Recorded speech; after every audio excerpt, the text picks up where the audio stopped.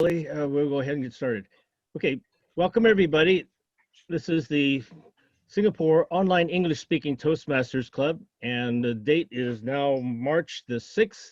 Good evening, good afternoon, good morning, depending on where you are in the whole world. What we're going to do today is we have so many people online today. I want to invite a lot of people who are visiting us for the first time. And what I'm going to do is go around the screen and just have you introduce yourself by name and where you're from or which club you're with. And what I'm going to do is I'm going to highlight the screen. Be sure that you unmute yourself when you're speaking, but if you're not speaking, please make sure that you mute yourself. All right? So I'm going to go around, since I can't read some of your names or you don't have a full name on the screen, I'm also going to highlight the screen so you'll see a yellow box around your name and your picture, and you please introduce yourself at that time. All right? Now I'm going to go start over here with, let's see, where'd it go? Oh, okay, Wang. Hi, I'm Rong Lee. I'm from Singapore, Clementi CC. Over back to you, Toastmasters of the day. All right, thank you. Winston. Please just introduce yourself by name and where you're from. This is Winston Tang. I am a member in ECTM Club. I'm so glad to join this meeting. Thank you. You got a lot of echo. Right. Welcome. Okay, Shantae. Hello, my name is Shantae, and I am from Shanghai #1 Club in Shanghai, China. Shanghai #1 and a Diamond Professional Speakers Club in Shanghai, China. Welcome. Thank you. Okay. Come on. Hi. Hello, everyone. My name is Anand, and I'm from Singapore. I'm a member of 3 clubs in Singapore: Kebun Baru Toastmasters Club, Nee East Toastmasters Club, as well as Jurong Green English Toastmasters Club. Lovely to see everyone here tonight with a good crowd. Thanks. Okay, thank you. All right, Amy.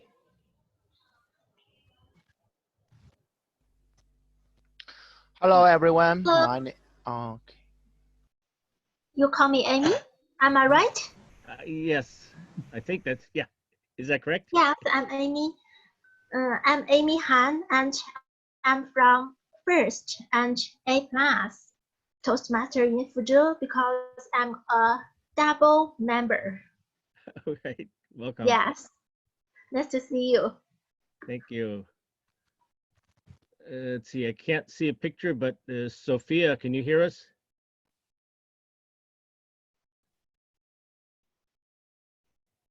Please unmute yourself. Hello, everyone. Thank you. Hello, everyone. This is Sophia, and I come from Fuzhou A+ Toastmaster. Nice to see all of you, and I feel very honored to join this online meeting. Thank you. Thank you, Sophia. Okay. Thank you. Sandy, can't see you. Okay. Hello, guys. Good morning.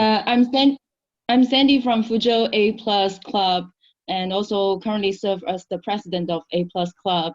And so today I bring a bunch of people from our club, and mainly to learn from you guys. And thank you, Willie, for giving me the chance. It's nice to see you all. Okay, welcome, Sandy. Okay, I can't see. Is it Hemi? Is Hemi on? Hello, everyone. My name is Himian from Shanghai #1 Toastmasters Club with Champagne, and it's my first time to join the Singapore Online Club. Wow, it's very good because I think nowadays we just I stay at home and we just can join the online meetings. It's very nice to meet you here. Thank you. Thank you. Let's see. Is it Henry? Hello, everyone. I'm from mainland China. Actually, the city is Suzhou. I am a dual member from 2 clubs. The first one is Chinese tourism Toastmasters, and the second one is Inception Toastmasters. Nice to see you here. Thank you. Thank you. Let's see, Roy. Oh, hello, everyone. This is Roy. And I'm from Guangzhou East-Style Toastmasters Club. And this is my first time to join the Seoul International Online Meeting in Singapore. I'm so happy. The reason why I can find this amazing club because probably 3 days ago, one member in our club we share one workshop, and he said he's from this club, and I just used the chat box and asked some information about this club, and then I just gone to the Facebook and the official website and find the Zoom number tonight. So I'm so happy to join this night. Thank you, Roy. Yeah. Let's see, I don't see a picture, but is it Fiona? Fiona on? Oh. Okay, I don't hear Fiona. All right, I'll go over to, let's see, is it Sandy?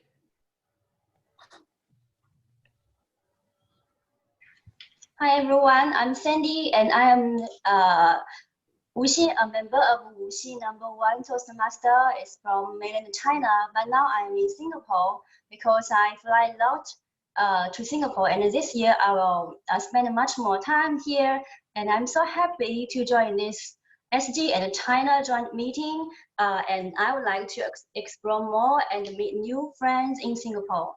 And thank you for inviting me for this talk. Thank you. Thank you, Sandy. Let's see, is it Elva? Hi, everybody. My name is Elva from First Fuzhou Toastmaster in China, and I'm so glad to join such a wonderful meeting. And I hope maybe we have more chances to exchange with each other. Thank you. You're welcome. Okay, let's see. Next is Felicia. Please unmute, please. Could you hear me? Yeah, okay. Yeah, hello everyone. My name is Alicia, and I came from Fuzhou Toastmaster first Fuzhou Toastmaster, and yesterday, and I got a message from Lex, Fuzhou A+ former president. So I feel very glad to join tonight's meeting, and hope enjoy about meeting tonight. Thank you very much. Okay, welcome. Let's see, Shan. Hi everyone, my name is Shan from 2 clubs in Singapore, the Redimus as well as the Toa Payoh South, and also a member of the SG Online. Welcome to see you all. Thank you. Let's see, next I don't see, but there's Evelyn. Is Evelyn on? Hi everyone, can you hear me? Yes. Yeah. Okay. It's Oh, Evelyn from Fuzhou First Toastmaster Club, and it's my first time to take part in such international online meeting. And hope I can. We hope we can gain a lot from this meeting. Okay. Thank you. Let's see, I'll go back to this. Is Fiona on? So can we hear you, Fiona? Yes, I'm here. Okay. Can you see me? Can't see you, but we can hear you. Oh yes, thank you so much. Oh, okay. Good evening, everybody. I'm Fiona. I'm from First Toastmasters Club. I'm the president first. So it's my honor to see you all guys here. I hope that in the next weekends or in the next month, we will have more communication. Thank you so much. That's it. Okay, welcome. Okay, let's see, is it Lex?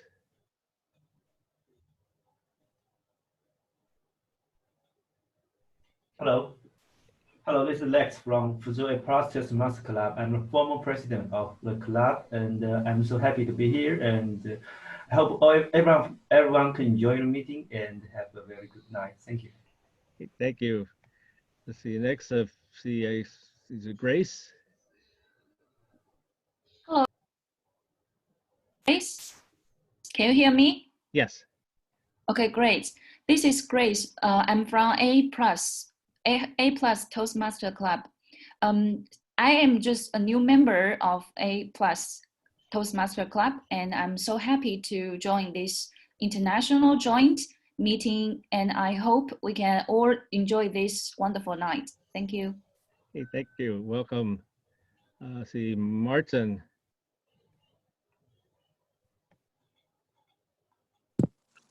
Yes. Hi, everyone. This is Martin. I'm from Shanghai #1 Toastmaster Club.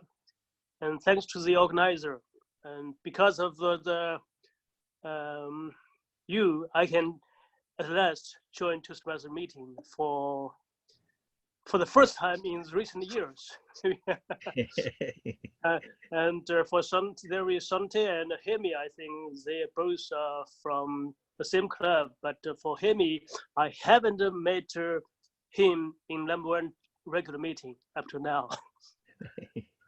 Glad to join the meeting. Thank you all. Hi, Martin. Finally, we meet. Yeah, right. Nice to see you, Martin. Let's see. Nice to see you, Shante. Wei? Yes. Go ahead. It's on me right now? Yes. Yes, sorry, I just got here. So okay, what I gonna do right now? Just introduce yourself. Okay. Good evening, everyone. This is Ethan, and I'm a former member from Fuzhou A Plus Toastmaster Club, and I just saw the information about today's.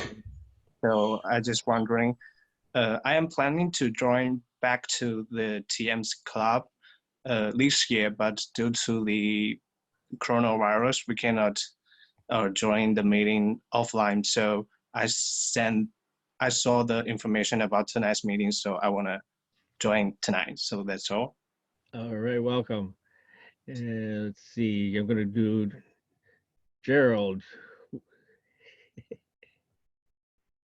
Hi everybody, yes, testing my green screen. I'm doing my virtual background in the process now. Okay. Gerald, interrupt you. You look very weird, yeah. Yeah, the green screen's not working very well. Yeah, it's not. Okay. Oh, that's me. I'm There you trying go. to get this screen. Yeah. Okay, so I'm from SG Online, a member of 2 physical clubs here also, Senja Cashew and Toa Payoh South CC. Happy to be here. I'm now trying to get this green screen figured out during the program. All right, and have a wonderful Christmas and morning, everybody. He's Roger. Hi, I'm Roger. I'm from Wuxi #1 Toastmasters Club. It's my first time to join the International Toastmasters online meetings. So it's glad to meet everyone online. Thank you. Welcome. Okay, let's see. The screen is so large, I'm probably going to, hopefully I won't miss anybody. I think the next one will be Alicia. Hi, everyone. Good evening. I'm Alicia Chia from Singapore Online Toastmaster Club and also from a physical club called Whampoa Toastmaster Club. Currently the president there. What's the question? I just came in only. Just introducing yourselves. Oh, okay. Okay. There's so many people here. I'm not sure. I'm probably going to miss some people. Oh, let's see. I don't think I got Kelvin. See, Kelvin, have you introduced yourself yet? No. Can you hear me? Yes. Okay. Okay. Hi, I'm from Singapore. I'm with two Toastmasters Club in Singapore, Henderson and Astro. Nice to see everyone here. That means I need to buy a like. You're welcome. Let's see. Joan. Whoops, where'd you go? There you are. Hi, my name is Joan and I am a member of TMCS, Toastmasters Club of Singapore. And I'm also actively trying to participate in Singapore Online Club. Thank you so much for having me. Thank you. Okay, thank you. The screen has changed so much. I've missed things are way out of order now. I'm not sure who I've introduced. Oh, I'm gonna, whoops.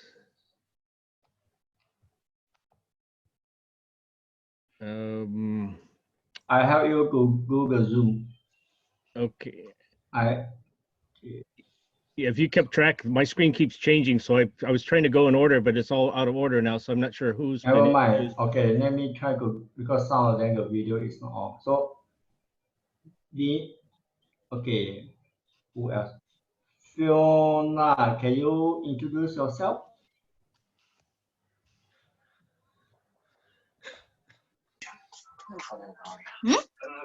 Can you introduce yourself, your name, which country are you from? You are asking me? I have Yes. introduced myself already. Oh, sorry. Yeah. Okay. Okay, back to you, Dennis. Okay, well, I'm sorry we miss some people, because my screen keeps changing, so we'll go ahead and get the meeting started. There's lots of people here, but I'm glad we have so many people. I think this is the most we've ever had join our meeting, and I'm really glad that everybody was able to make it. Go ahead and now turn the screen over to Willie to give his presidential message. Go ahead, Willie. Thank you, Toastmaster of the day. Fellow club president for Fuzhou A+, Sandy Kong. Fellow Toastmaster for China, for especially Fuzhou A+, Shanghai, and wherever you are from. And also to the Singapore online Toastmaster and District 80, which is Singapore. Let me ask you a very simple question. What is emotional intelligence? Is it IQ or is it the ability to recognize, differentiate, and manage our emotion and the emotion of our others in our environment? According to the World Economic Forum or Jobs Report, emotional intelligence will be amongst the top most desired job skill in 2020. Why are companies facing such a premium on these talents compared to IQ or even technical skill? And how does Toastmaster relate to emotional intelligence? Let me give you some background.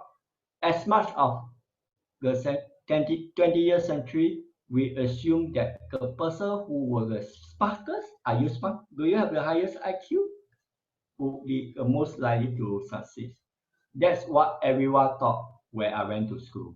However, after attending our high school reunion, many of us realized that this was not the case. Why? Because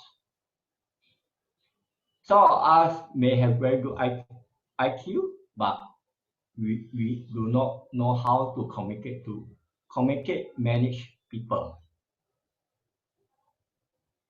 I relate a term for their culinary, how to win friends and introduce people.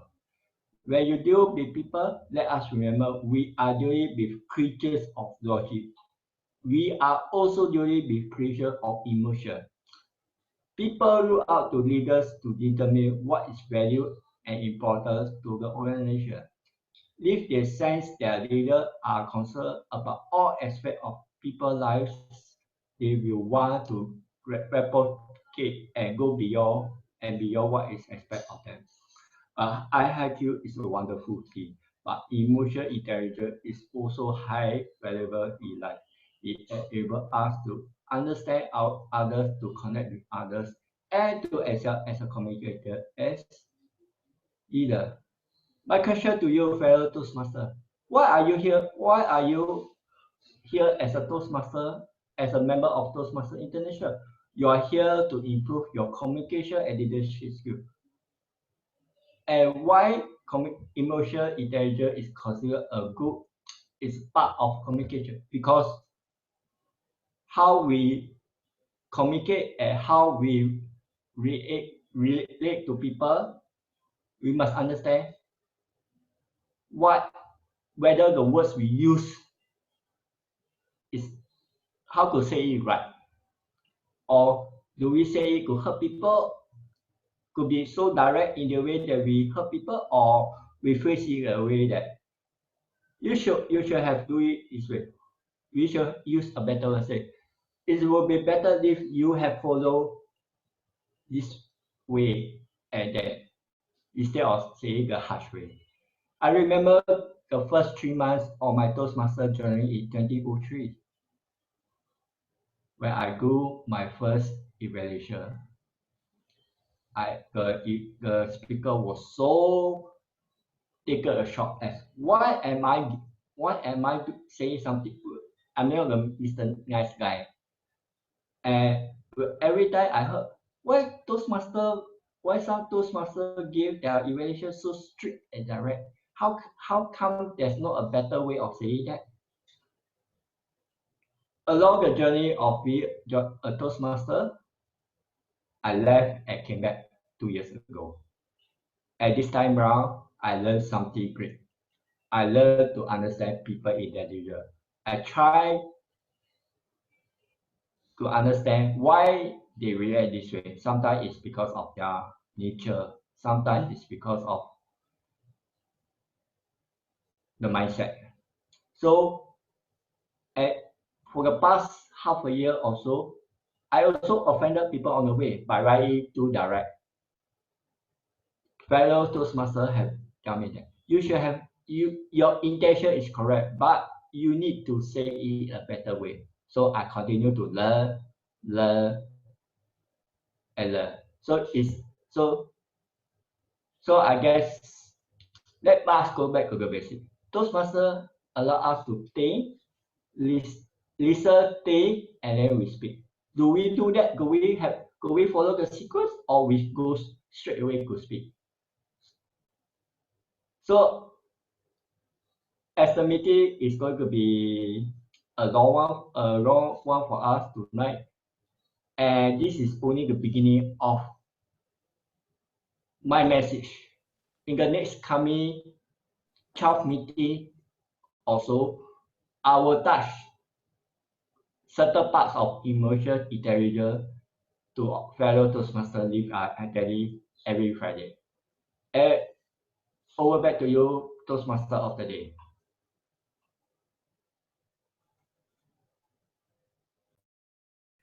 Thank you very much, Willie. Great. We will now move on to the rest of the program. I forgot, though, while we were trying to introduce everybody, I forgot to introduce myself. I am Dennis Ham. I'm a longtime Toastmaster member in the United States. I'm in California, and for me, right now, it's only 5:30 in the morning, so my day is just starting, as most of your days is pretty much ending. That's why this is a worldwide International Toastmasters Club. Now, for all of our guests, we have our meetings are a little bit longer than probably most of you have experienced. The first part, after all of our introductions, will be table topics, which will probably run for up to about another half hour and break at the next hour. Then tonight we have 9 prepared speeches. So that's going to take that'll be the second hour of our meeting. And then after the speeches, we will have the evaluation. So that'll roughly be the third hour. So just to give you an idea of the format of this club.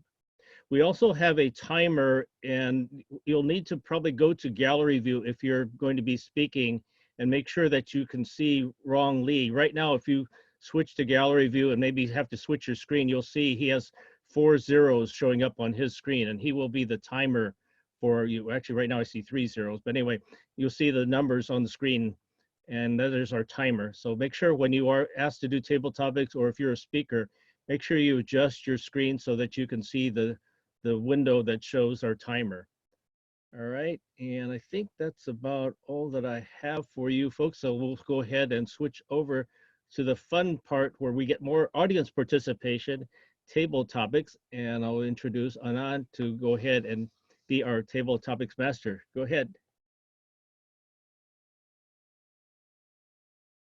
Hello, everyone. My name is Anand. Welcome to my table topic session. Okay, let me share my screen.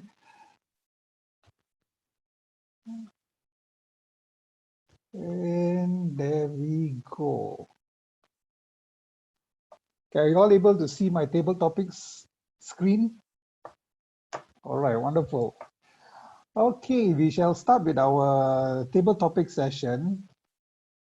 Today, our theme is central around the emotional intelligence. That's what our president has talked about in his opening address.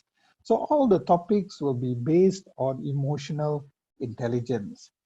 Now, the timing sequence is the same as any table topics that you would do in your own physical club. The first minute you will see within 1 minute you will see green. 1 minute 30 seconds is yellow. 2 minutes red, and by 2 minutes 30 seconds you need to end your topics. Our timer for today is wrongly, so please take note of his screen, because that is a screen where you'll have to watch the numbers. And how to look at it is, please change your view to the gallery view, where you can see his timing sequence. Okay. All right. You can see all the the 000, the 0000. That's him. Okay. Another thing is, when we finish, because we are a physical club, just to clap, let's wave our hands. All right. That is to show appreciation to the person who has just tackled the topic. Okay, just wave your hands. All right, thank you. So shall we move on to our table topics? Today we have a total of 20 topics. Can I have a first volunteer? Just raise your hand and I will try to capture you. Anybody wants to try?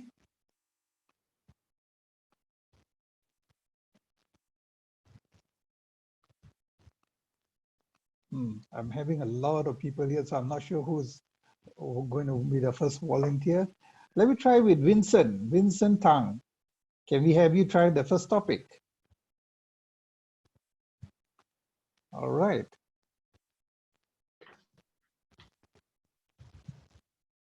Okay. So which topic would you like to pick? Which number? Well, since I'm the first, I choose the first topic. All right, topic number 1. Let's take a look at it. Okay. Before you are a leader, success is all about growing yourself. When you become a leader, success is all about growing others. This is by Jack Welch. So, are you okay with the topic? Yes. All right, you're set to go then. Okay, so last year, a few months ago, I became the leader of our small team because our last leader have left the company. So this topic suits me very well because it means my ability has been acknowledged by my boss.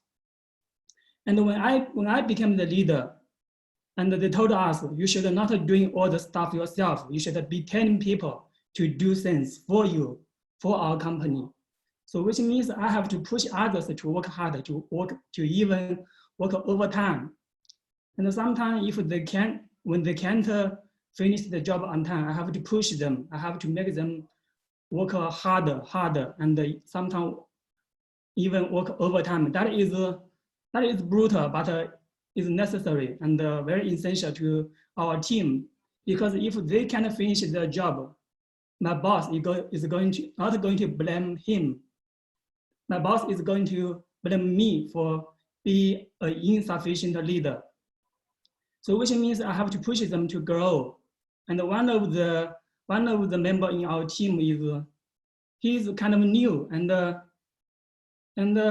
she was very not that able to finish her job. So I think at some point I have pushed them too hard. But after, I think I almost break him. But after that period of time, he did very well. I think I made him to grow stronger and grow better. And I think it's safe to say I have become a good leader in our team, because I have made one member in my team become a better employee. So I think that is about being a leader to make others grow. Even sometimes it's very tough and sometimes it's very brutal, cruel to do that, but it is necessary. And that is all. Thank you.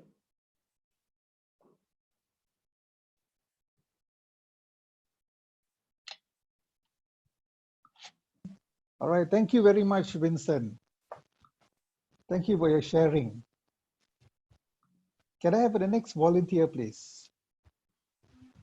How about Shante?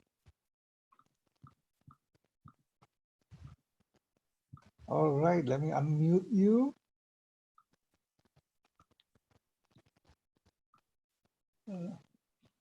Sorry. Okay. Okay. Well, all right. Okay, which topic would you like to choose, Shante? Let's choose. How about number 12? Number 12. All right. Yes, table topic 12. Table topic 12. All right, number 12. Whatever is begun in anger ends in shame. Benjamin Franklin. Whatever begun in anger ends in shame, by Benjamin Franklin. Shante, all yours. Oh, okay. Fellow Toastmasters and honored guests, have you ever been angry? Have you ever been angry, so angry that you wanted to hit something, throw something, smash something? Anger is a very natural human emotion. However, whenever we do get angry, it is important that we, A, acknowledge our feelings, and B, find a healthy way to deal with them. For example, let's say that your boss does something mean to you and makes you very angry and upset. What are you going to do? Are you going to go and punch your boss in the face? No, you shouldn't do that. But it is important to acknowledge your anger to yourself first. Next, you need to find a healthy way to get it out of you. A lot of times when we hold anger in our bodies, in our heart, over many, many years, it makes us ill. It can make us sick. So it is important to try to find a healthy way to get the anger out. How? We can go and do exercise, or we can do some writing, something to get the anger out. Because if you do an action that starts in anger, you will end up damaging someone and you will end up feeling ashamed, possibly in the end. So it is important that when we all feel anger, we A, acknowledge it, and then B, make sure that we get the anger out healthily so that we don't end ourselves in shame with whatever anger we feel. Back to the table topics, Master. All right. Thank you very much, Shante. Let's return back to the table topics list. Can I have Grace? How about you? Why don't you give it a try, Grace? Sure. Okay, which Um, topic would you like? Table topic 10. Thanks. Table topic 10. All right. Table topic 10. Quick to judge, quick to anger, slow to understand. Prejudice, fear, and ignorance walk hand in hand. Oh, nice quote by Pert. Okay, so quick to judge, quick to anger, slow to understand. Prejudice, fear, and ignorance walk hand in hand. All right, Okay, all thanks. yours, Grace. Yeah, thanks. So, well, I think this citation, this quote, just remind me of something in the Bible. I think. Well, I guess it is quite right. It is absolutely correct to us. In fact, I am reading a book. It is called. Let me check. It is called "The 7 Habits of Highly Effective People." Well, in the fourth habits, it tells us to understand others first. We need to listen to other people so that we can understand his idea. We don't judge. We don't get to be angry with the person. For example, if your child tells you that he doesn't want to go to school, what do you say? You may say, why? You shouldn't do that. You should go to school and study well. He might says, well, the lessons are too difficult and I want to be a superstar. I want to be an idol. However, he doesn't see the outcome of if he doesn't continue his study, right? So we need to understand why would he has this kind of thoughts, and we try to understand his idea. Maybe he is frustrated. He doesn't work on well on his lessons. We can help him instead of being angry about his thoughts. So by doing that, I think we can communicate better and have better relationship in our life. Thanks. All right, thank you very much, Grace. Okay. I think Roy has his hand up. Yes, okay, let's go to our next table topic. Roy has his hand hello. up. Hey, hi, Roy. Yeah, I'm here. Yeah. Okay, wonderful. Okay, so what topic would you like to try, Roy? Oh, can I choose number 6? Number 6. Yes. Let's Thank see you. what's number 6. Remember that failure is an event, not a person, by Zig Ziglar. Okay. Remember that failure is not an Failure. event. It's an event, not a person. So, Yes, I understand it. thank you. Okay, distinguished guests, ladies and gentlemen, what do you think of failure? It's a proverb goes like this. We said it. Failure is the mother of success, and believe it or not, sometimes I think that's really true. And considering about me, I've been the Toastmaster for only less than 1 year, and I still remember 1 year ago, the first time I went to my club, and I was told to do a brief introduction in front of all the people. I was so scared at that time. It has been a long time. I haven't just standing in front of people and saying something about myself. I'm a little nervous. However, with my personal growth, and I've been in the club, and I always attend a meeting and also do my pathways. This year, because of the coronavirus and a lot of people in China, we have to have the online meeting. And currently, just this month, I held the online meeting with different clubs successfully, and I know a lot of people. And those are the things I had never thought 1 year ago. So I still remember the night I was first time went to the Toastmaster, and I feel I was a failure. But the failure is something that happened as an event that night. It has nothing to do on me. it could be a great factor for me to be a more successful in my own way.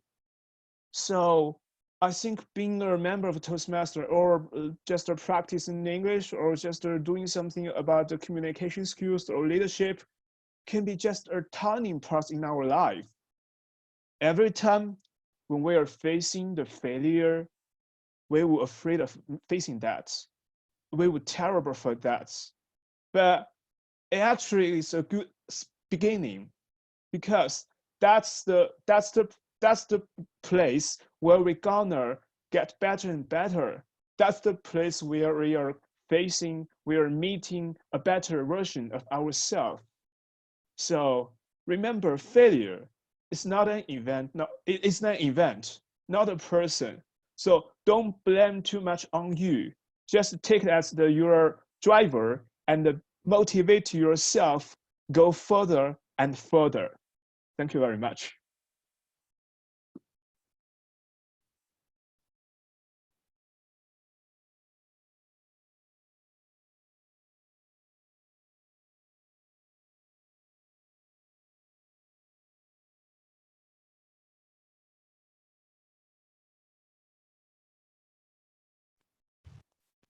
Okay, Henry, can we have you as our next table topic speaker?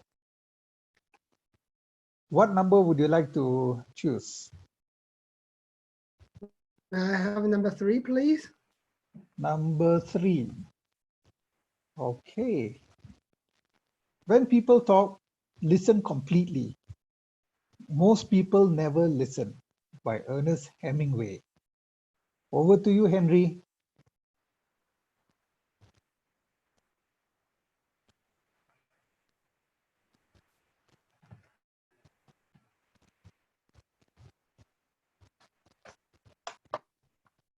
Thank you. I got this point learned from my master journey. I easily started my break speech. I liked to try my roles, but for me, it was so difficult to start my evaluation role. This, I couldn't get. What is the main idea of the speaker? I couldn't speak out.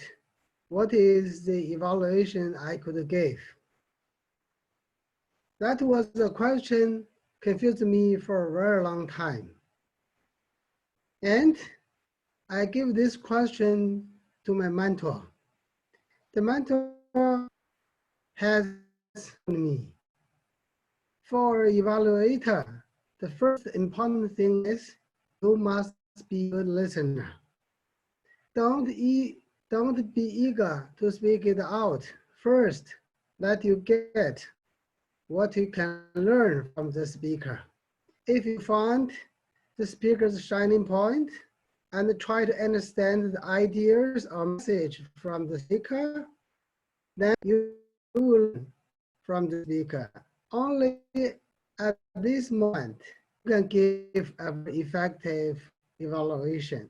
The meaning is you evaluate the speaker, but you are learned from the speaker's speech. And at the same time, with your own idea, your own thoughts, you ask the audience also to learn from the speaker. So in this case, what I learned from an evaluator is be careful, listen, and try to study as much as possible. And you can be a good speaker to speak out what you have learned. Thank you.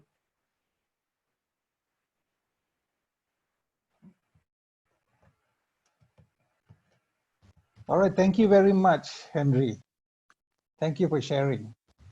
Our next speaker will be Sandy.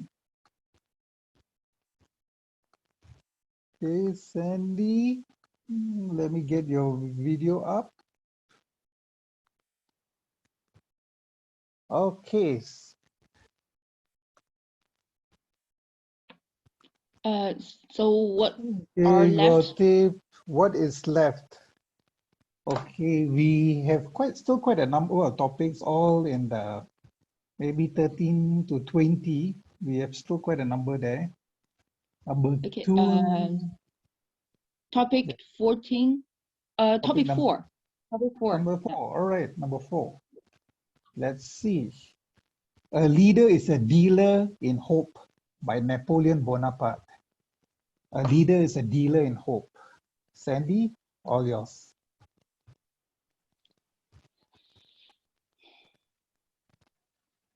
Okay. So actually, I would like to share some sort of my personal experiences. Before I really understand the concept of being a leader, I got several opportunities to lead some project.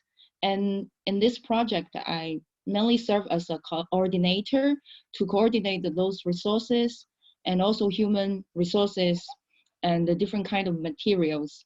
And I still remember this is that's a very difficult and a challenging task that I've ever had, because I have to, our team have to form like a very big conference and have to invite like more than 500 people from the government, and it was quite challenging. However, at that time, I didn't view myself as a leader, and I was quite straightforward, like treating other people. If I think that this person does not meet the quality of the standards that his or her job should be met. So to the worst case, I quarrel with this guy, and then I ask the leader of this guy to quit this team, and I kicked this guy out of the project team. And finally, the project was go smoothly. However, after I joined Toastmaster, I started to learn about the concept as being a leader, because leader is not only a demander, a person who just asks people to follow you, to follow your demand. It actually should let people to follow you because of your charisma, because of your spiritual inspiration. And that's more difficult. So when I joined Toastmaster and become the officer of the club, I find it more difficult, because every time we have to form weekly meeting and we have to invite people again. And sometimes people just, it's easy for people to reject, because they have their own plans, they have their own like life, their things to do on daily life. So that's when I find it so difficult to become a leader. So I have to find out a way to negotiate with my members, to inspire them, to encourage them, and I have to become softer person. And that's how I start to realize that how difficult it is to become a leader. So thank you.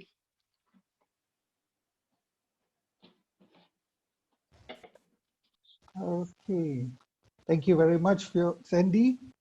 Next, we will go to Fiona. Okay, I'm here. Okay. Sorry, did I unmute? Okay. Yes. All right. Yes. Okay, you're good. Okay, Okay. Can you see my screen? Yes, I can see you. Okay, can you see my? I cannot. I have. I cannot see your screen. Can't. I can't. Okay. I'm not So, share your screen again, because all right. I share your screen. Okay, understood. Okay, can you all see my screen? Okay. Yes. All right. Wonderful. I want to choose number 8, table topic 8. Number 8. All right. Okay. Yes. Table topic 8. Let's look at this. I hope it's easy. Change happens. We'll see when change happens in the boiler room of our emotions. So find out how to light their fires. Jeff. Oh. Nice. Wow, I like this sentence, these words. Okay, I want to share my experience because I love this sentence. Yes, because it's I think my feeling now is this sentence. Why? Because after graduating from my university, I went to a big company, and I think it's maybe I think it's a decent salary. It's very stable, and parents said, "Wow, this work is really suitable for a girl." Yes, because you are really well paid, and you will have good good plans to retire and so on. However, I really didn't like this work because it's really boring, and I was not good at it. So after a long time hesitation, I decided to quit. Yes, so I decided to start my work. Yes, I love English, so I wanted uh, to be an English teacher. However, honestly, my major is Russian and English, but my English is my second language, so I was not good at it very well. So I needed to prepare for it for a long time to take part in some examinations to prove my English level. And besides, I need to for example, went to Toastmaster. Yes, it's a really good place where I could practice my English. So I think I did a lot to achieve my dream. However, it is also a long way for me to go. Nobody knows how I struggled a lot in my mind. However, I think I'm really lucky that my family members, my husband and my mom are really supportive. So I thank them a lot. So I think it's my honor to see you all guys here, and I hope that there will be more changes happening in my boiler room. Thank you. That's it. Thank you very much, Fiona. Okay, thank you. Okay, let me mute you. Okay, our next participant will be Lex. Okay, Lex, can I? All right, let's go back to the table topic list. Oops, sorry. And here. Okay.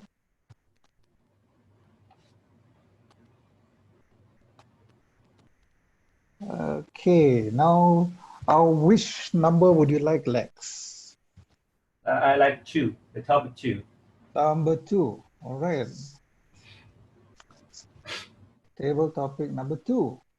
Until you make the unconscious conscious, it will direct your life, and you will call it fate.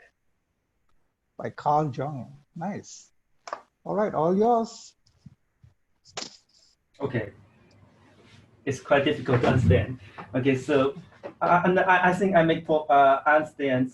So everybody has their conscious. So maybe every time when you make a decision, you ask yourself or not, but you do it unconscious or conscious, but it already based on what you believe and what you like to do. For example, I think when I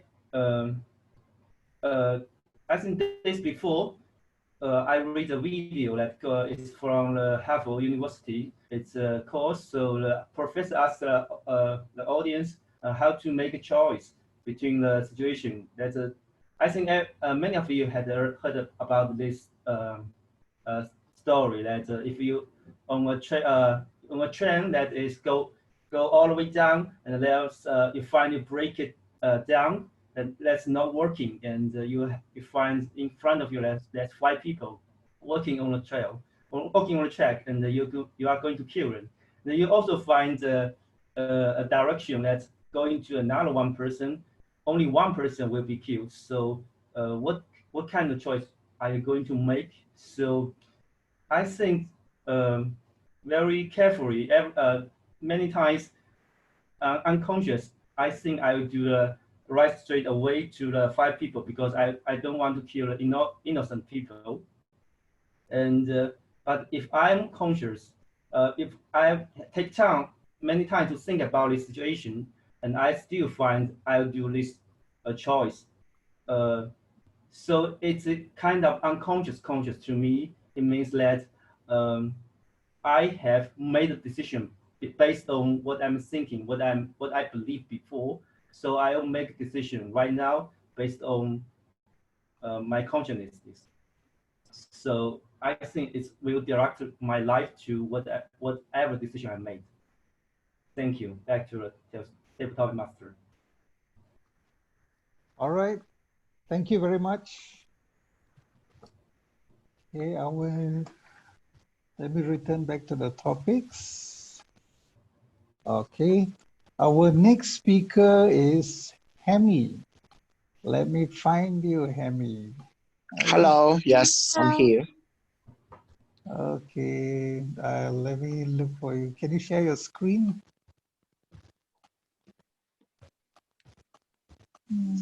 Okay. Hemi. Amy or Andy? I'm sorry. Hemi. H-E-M-I. It's me. Yes, not Yes, Amy. It's Hemi. Hemi.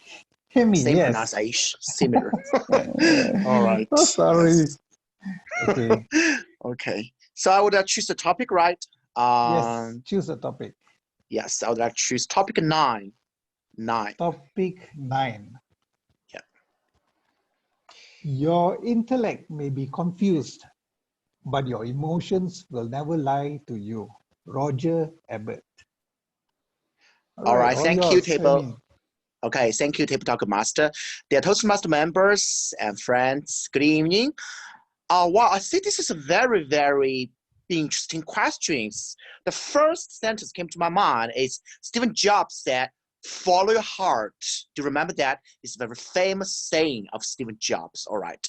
Because our human being, we have the 2 parts. The first is our brain, and the second is our heart, all right? I think tonight's the topic, emotional intelligence, is talking about our feeling, which is based on the heart part. So every day we'd like to make some choices, right? Such like right now, we all just stay at home and we cannot just go outside for the offline meetings, but we can just hear of the online meetings. So every day we make choices based on the brain or your heart. So these days, I also make the choice based on my feelings, For example, these days I feel a little bit stressed and anxiety. So my heart tell me that, the emotion tell me that I want to order some fried chicken. I want some fried porks, if it's not healthy.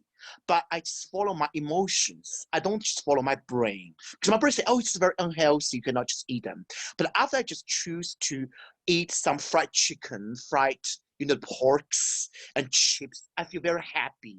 And I drink a lot of teas and coffees every day. So I just followed my emotion and feelings. So I totally agree with Steve Jobs.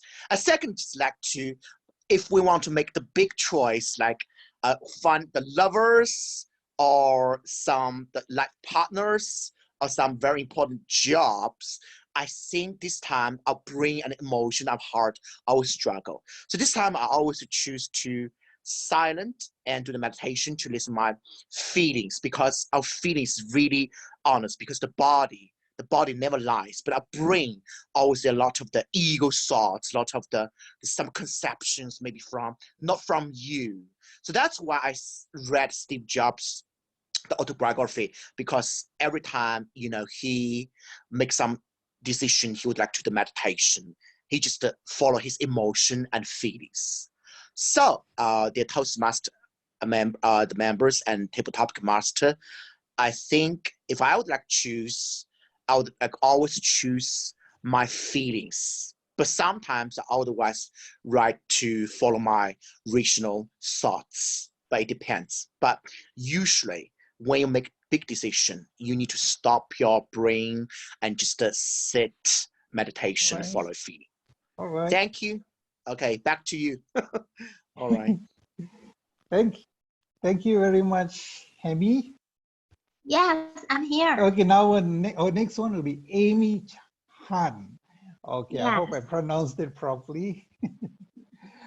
Okay, we have a couple of topics left. Actually, there are more than 10 topics left. Click number 5. Number 5. All right. We are at our most powerful the moment we no longer need to be powerful. Eric, Michael, Levitan. All yours, Amy. Yes, I think this sentence is full of philosophy.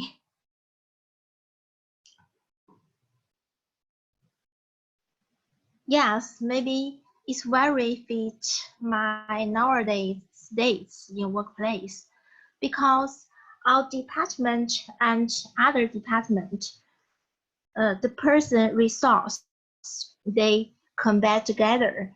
And I think our leader is very unfair to me because most of my colleagues, they are very uncommon.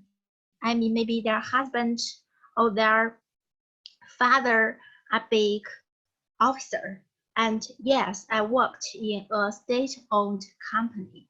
So for me, I have to help them for some overwork, but they never help me in what I checked. And I have to do some very tiny and trouble things, such as nowadays the plague in China is even ended. So we have to carry the packed food to our office in every noon and every evening. But most of our colleagues, they refuse to carry them. So me and another girl usually to carry all the packed food for all of my colleagues. And we still have to do some work in charge of the whole department. But other colleagues, they didn't do this. Last year, I have tried to suggest to my leader, but she refused my suggestion.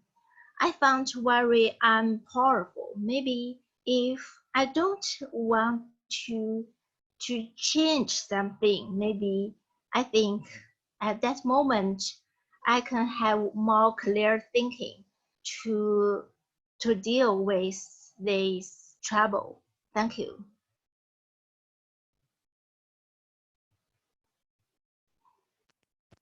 Thank you very much, Amy.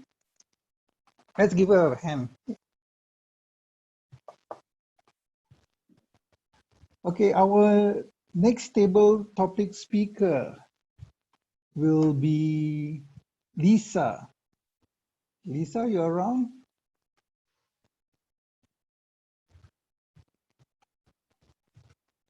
Lisa? Okay. Yes. Okay, you are our next table topic speaker. So I'm gonna choose. So I'm gonna choose Yes. 16, table topic 16. I hope it's not that difficult before. Okay, we'll see. Okay, table topic number 16. Every time we allow someone to move us with anger, we teach them to be angry. Barry Neil Kaufman. Nice. All yours, Lisa. Hello, hi. Every time we allow someone to move us with anger, we teach them to be angry. Okay, so tonight our theme is emotional intelligence, and this is a psychological topic and very difficult.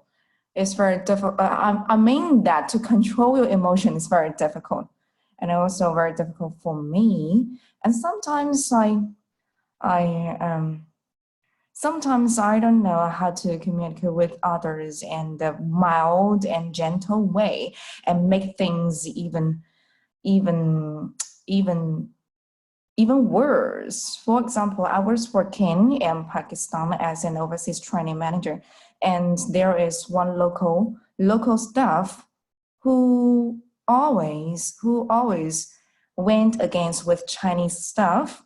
He thought he wanted to be number one in a company. However, this is a Chinese company, and of course, the Chinese people will take some important role in this company. So in one meeting, he said that I was a translator in that meeting. I was an interpreter in that meeting. But during that meeting, he was very impolite, and he said something bad towards the Chinese staff. So during that time, I cannot control my temper. And I was intrigued by his bad manner. So I lost my temper, and we had a very disgraceful fight and argument during the meeting in front of all of the staff. And I have learned something from these accidents. I think that I should control my temper and communicate with him in a respectful way. I will ask him why he go against with the Chinese staff and what is the problem. Maybe we can make the problem. We can solve the problem and make things go smoothly. So every time we allow someone to move us with anger, we should control ourselves and control our temper first, and give us 3 seconds to take a deep breath. Never teach them to be angry. Thank you. Back to you, TTM. Thank you, Lisa. Okay, does anybody else want to speak? We still have a couple of topics left. Alicia. How about you, Felicia? Let's Alicia, have someone Alicia. from Singapore. Alicia. All right, Alicia, where are you? Alicia. Found you. Okay, Alicia. What number would you like? The gray ones are chosen. Look at the bold ones. 1, 4. All right. Let's take a look. Experience is not what happens to you. It's how you interpret what happens to you. Aldous Huxley. All right, all yours, Alicia.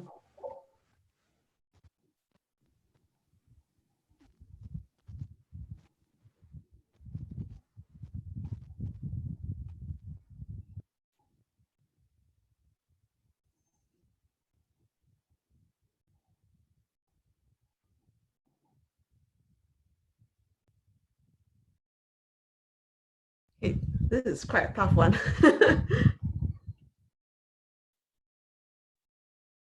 A very good evening to club president, to members, and to my fellow guests. I have this topic called experience is not what happens to you. It's how you interpret what happens to you. I feel that for me, in my entire life, 2 things happen to me. Things happens to me when I was much younger. And when I was younger, I always allowed things to, when it happens to me, to affect me. So when I was younger and wasn't quite accomplished, and when people said things like, "Oh, Alicia, worked so long already, you still haven't become manager. Then I will get very upset. So that happens to me. And I get angry, and I would be strike this person off. Every time I think of this person, I'll be very angry at him or her. Or if somebody close would say, "Aya, you're only a local graduate. My other friend's son is so successful. He graduated from overseas." So this also affected me. So I allowed all these things to make me have a very low self-esteem. That was when I was younger. But as I get older, then I realized I should not let things happen to me. It's just people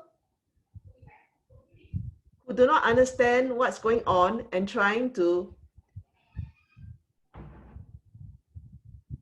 snap you out of the thing or giving you some criticism because at that moment they are better than you. So then I realized that it's actually not true what they said of me. I actually had lots of potential which was untapped. That happened after I went for some retreat. Then I realized, oh, I shouldn't let all these people or things affect me. And from that onwards, I started to build my strengths and talents, and I could find that I could totally ignore what they said, and I could rise above all this. So it's a matter of your mind must be strong and not allow all this nonsense, external things, whether these people are close to you or not, to affect you. So it's a matter of how you interpret and make yourself mentally strong. So back to you, table topic master.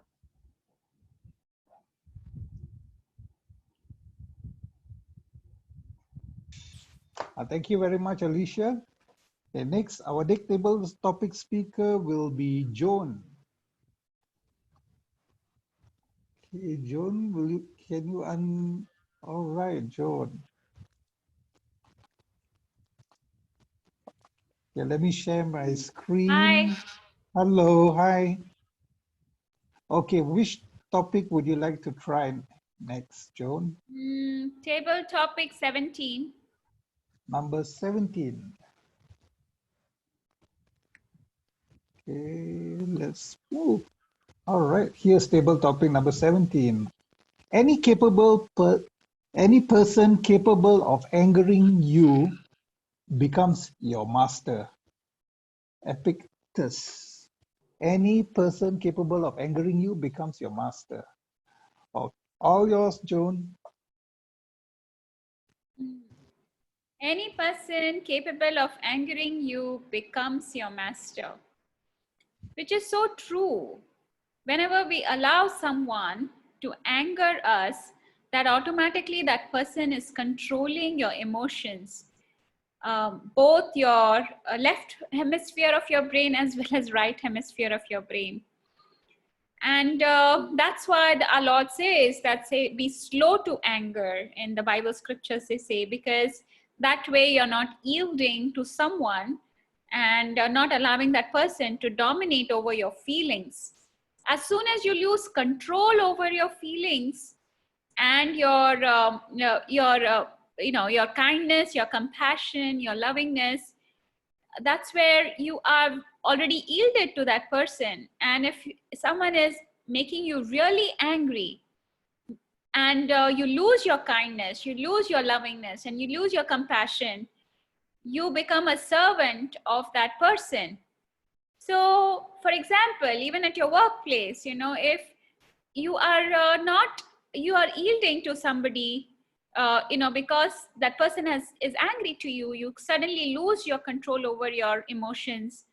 You've already lost the battle, and you have yielded to your, if your boss is irritating you, or if you're a family person, you have already yielded to that person. So which is, so certainly, I mean, this has been so true in each and every scenario. Any person who's capable of angering you is gaining control over your feelings, and you have already lost your niceness because of that. So friends, my friends, don't become angry. Just when somebody's trying to anger you, start counting or start meditating in your mind and just laugh it off. And that way you are your own master, and you're not allowing that other person to become your master. So back to you, table topic master of the day. Thank you so much. Thank you. All right. Thank you. Okay, our next speaker will be Shan Shan.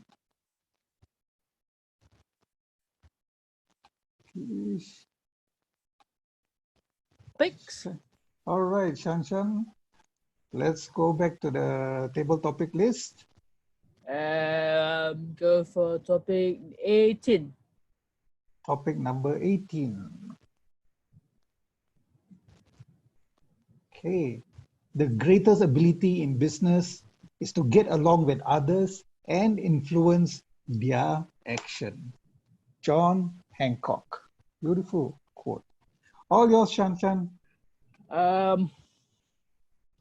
Okay. The greatest ability in business is get along with others and influence their action. Well,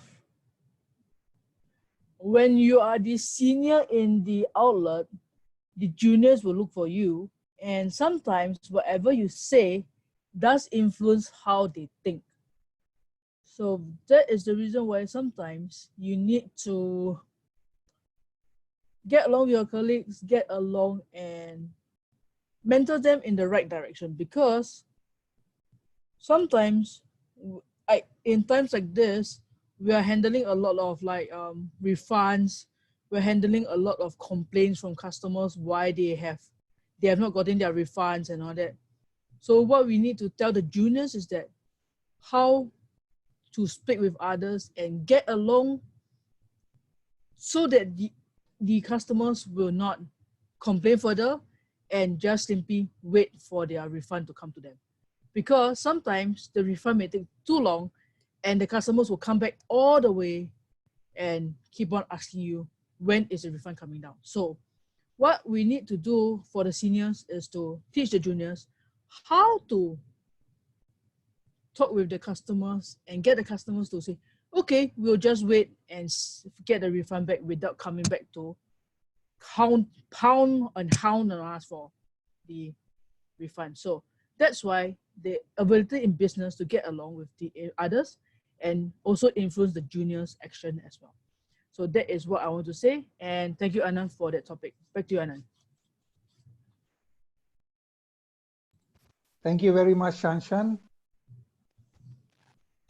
Our next speaker will be Gerald. Yeah. Can we have Gerald? Yes. Okay, 20, please. Number 20. So you're going for the biggest number.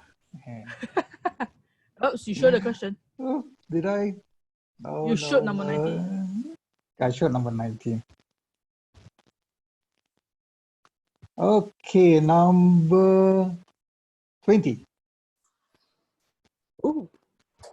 No one cares how much you know until they know how much you care. Nice. Nice, brother. Reservoir. All right. Okay, no one cares how much you know until they know how much you care. A quote by Theodore Roosevelt.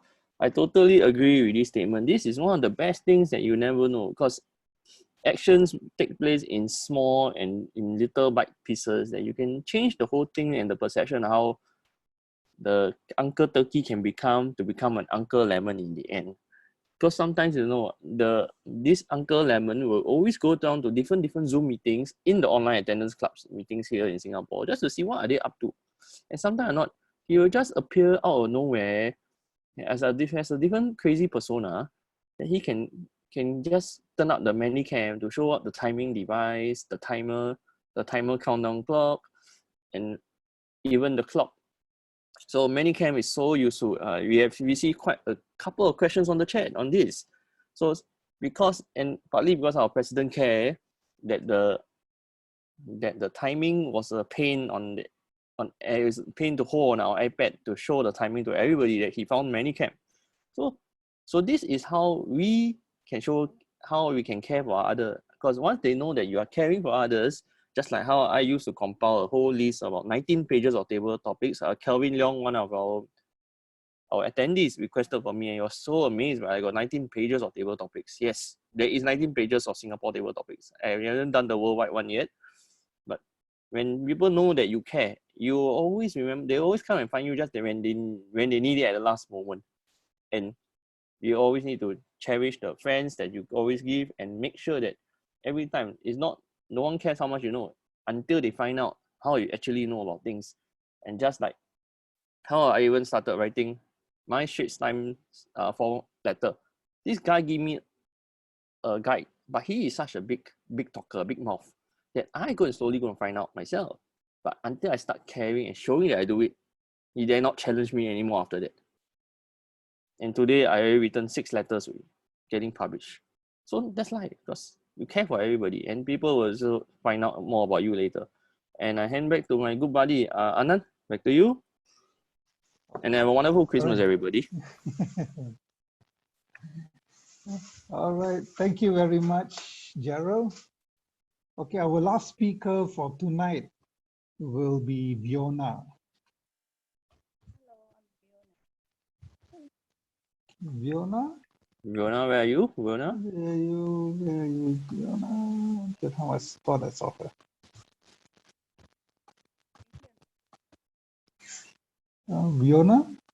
Hello. Hi. Okay. Sorry, I can. Yeah, you're very faint. I can't hear her microphone. Is your mic your on? mic. Okay, Yeah. turn on your mic. Yes. Turn on Is your it mic. selecting? No, her mic selection. Is your mic selection correct? Yes. Okay, can hear you. Okay. Can you be closer to the microphone? Yeah, I think you need to be a little bit closer to the microphone. And please brighten up your behind. It's a bit down. Your set. Okay. Okay. Yeah. Can. Okay, topic number 11.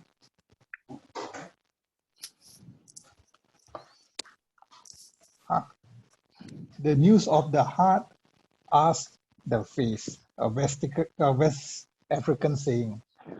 For news of the heart asks the face. Interesting topic. Okay. All yours. Quite obvious that people often show their emotions on their face, and that's just for the easy people. You know, a lot of people, they didn't show their emotions on their face.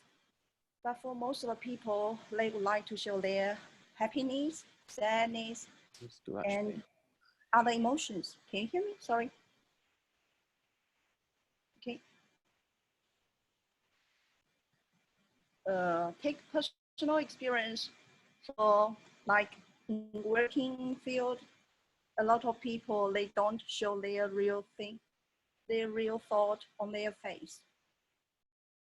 Can you hear me? Sorry. Don't worry. Maybe you cannot hear me. Okay. Okay. I don't know what you guys often do in your daily life, but for myself, I tend to show my emotions on my face quite a lot, and it hurts myself a lot, especially in work office. And after often when I hurt myself or when I get some bad result, I tend to not to do the same thing next time.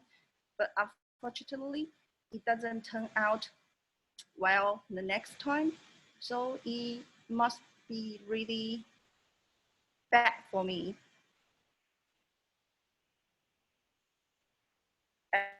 As a mom, I would like to teach my child not to buy shoes or not to follow my path by these kind of things. I would like to teach them, to hide them, but actually they often follow the example of myself. I tend to blame them, or I tend to praise them quite obviously. And I'm sorry, I couldn't be a good example I should have. But I wish in the future I could do much better. Maybe next time they wouldn't get some bad feelings for me so often or so quickly. But another thing is I'm also not so good with my family member because they are my close people. I hide my feeling. I often hurt them, and when I look back, it is really sorry for me to do that. I really wish I didn't do those things when I had the time to think about that. Maybe I'm a hot-tempered person, so I really should collect myself up and tidy all of that feeling, all emotions. I really should learn some emotional intelligence. So I really interested in tonight's topic. But for now, I didn't learn quite a lot about emotional intelligence. I hope I could learn more in the following topics. Thank you. Okay. Thank you. Thank you. Thank you. Okay, thank you. So with Fiona, she's our last table topic speaker for tonight.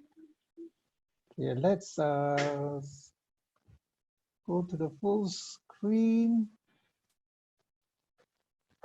And we go for the polls. Okay, let me launch the polls and we got everyone and let's go. Okay, so please vote for your speakers. Altogether, we had about 18 speakers today.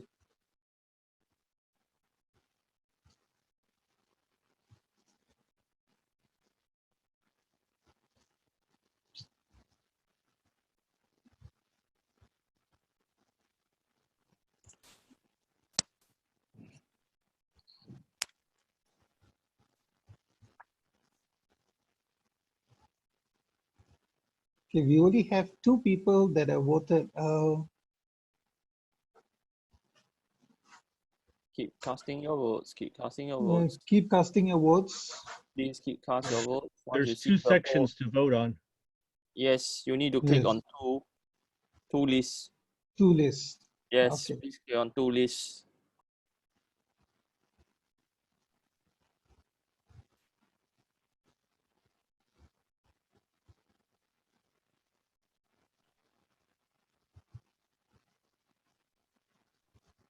Okay, never mind. Yours continue.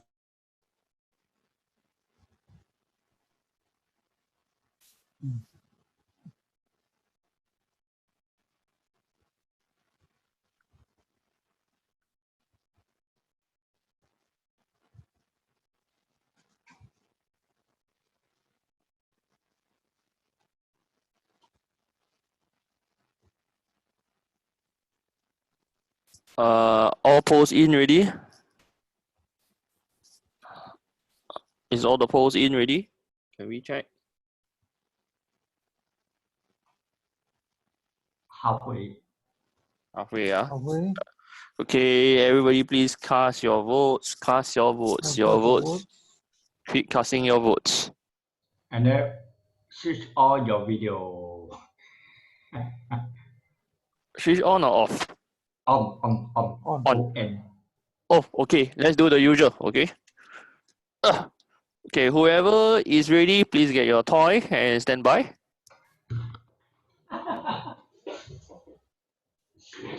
Okay. Get your toy and stand by. Oh, Panos. Okay. Sorry, my green screen is not working today. I will figure out later. Okay. On all your videos, everybody please on your. Yes, ready. Yeah, got ready. 14 of them not on it. Yeah. Never mind, we'll just do those who are on. Okay. Okay. Wait. 1, 2, 3. Hey. Okay, second page. You also really need to do second page, right? No, one page only. One page. Oh, Okay. oh, one page. Okay, Because not everyone should show their video. Oh, okay. Okay, very good. We are done. Okay.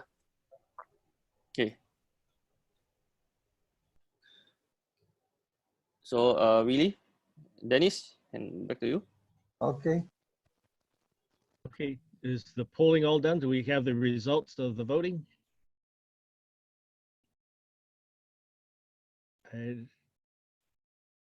Who's got the voting results?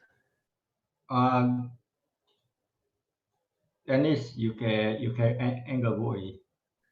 Okay, the voting is ended. Okay, end polling. All right. Okay, And let's share result. Yeah, oh sure. Okay, there we go. All right, so Roy won the first part, and whoops, wait a minute. Uh-oh. So who is the best table topic speaker?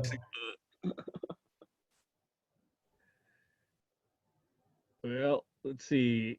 In the Singapore group, we have 42% goes to Alicia, and it looks like there's a tie from the folks in the China clubs between Roy and Lisa. Congratulations.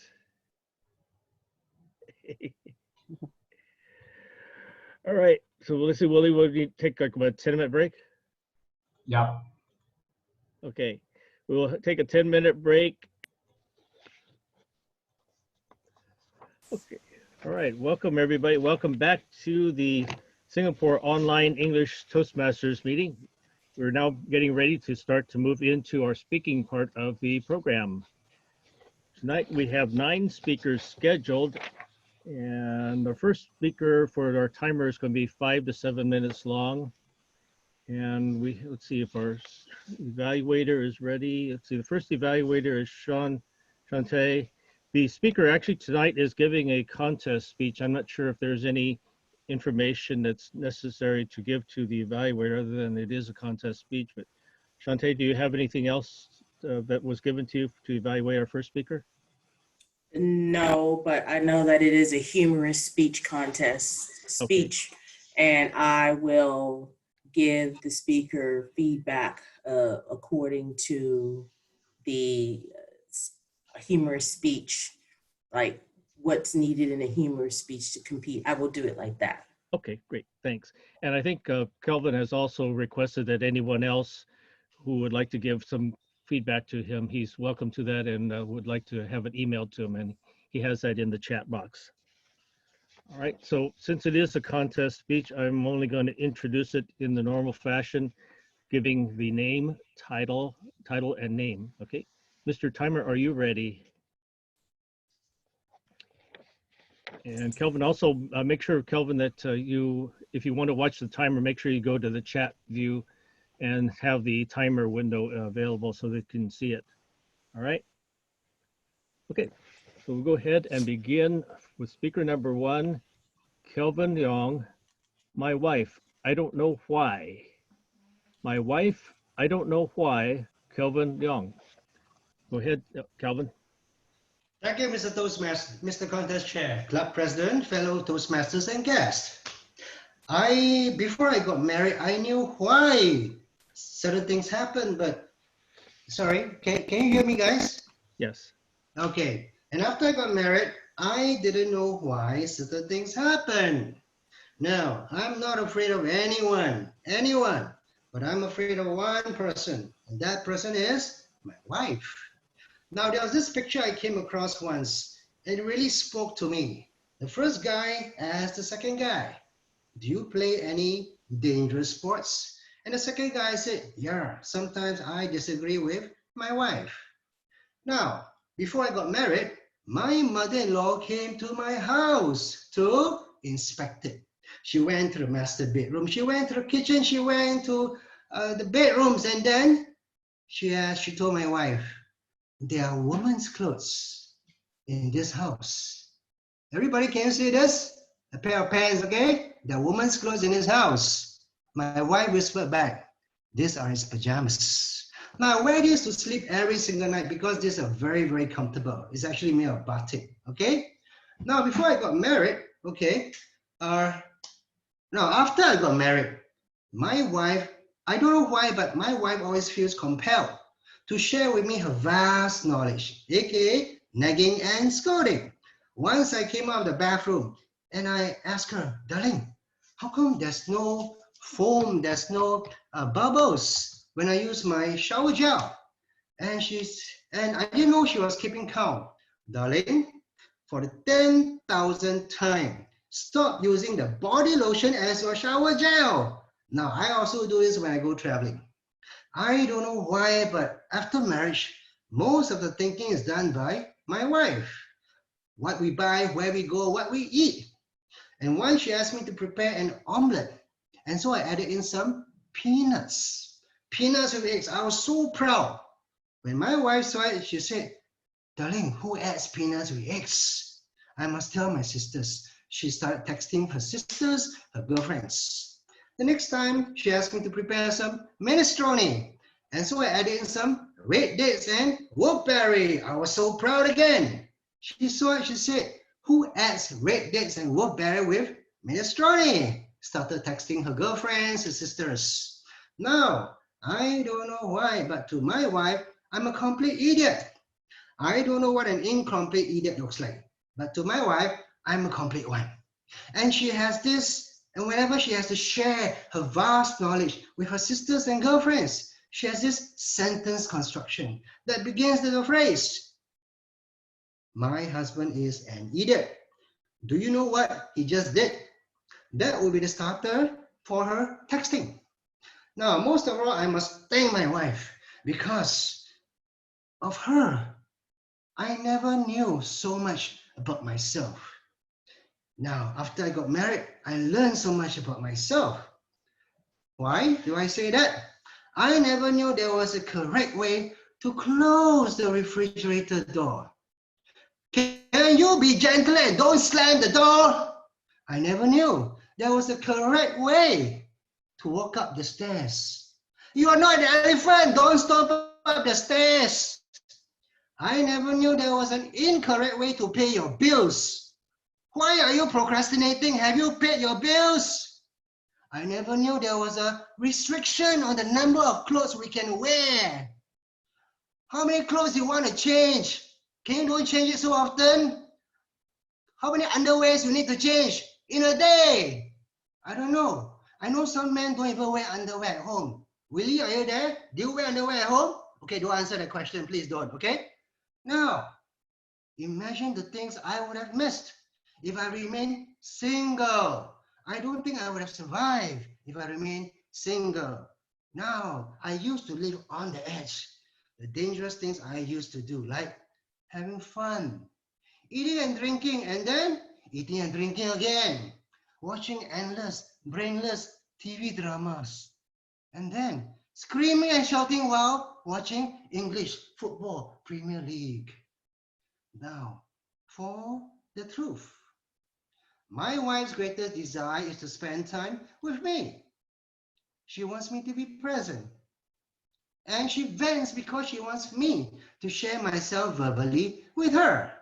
Now, I'm her pillar, her rock. And that's why it's always my fault.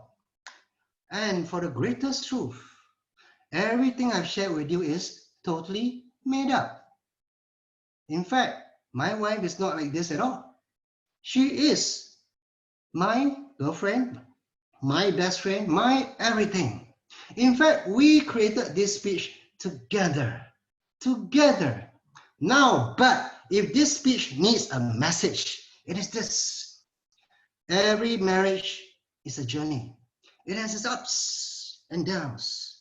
But if we walk hand in hand together with our partners, it will be a worthwhile journey. And to my wife, I just want to say, I want to grow old with you. I want to be there for you, sharing in everything you do. I want to grow old with you. Guess what my wife said after I sang this song to her? But darling, you're already old. Thank you, Mr. Talk on this chair. Thank you. Hey, why nobody clap, huh? Nobody clap. Thank you very much, Calvin. Okay, thank you. Our next speaker is, let's see, his evaluator, let's see, is Naveen here? Next Right here evaluator. under your nose. Okay, great. Okay, do you have the information for Abdul's presentation? Yes, I do. Okay, the Toastmaster is supposed to present a speech and then use that evaluation from his first speech to perform the second speech, and then he's supposed to give one feedback. So evaluation and feedback. Yep. Good luck, Abdul. Okay, all right, thank you. I do not have a title for Abdul, your presentation. It is supposed to be 5 to 7 minutes long for the timer. So all I'm going to be able to do then is I have a title of TBA, which I don't think is the correct title. So Abdul, go ahead and please introduce your title of your presentation and go ahead and take over.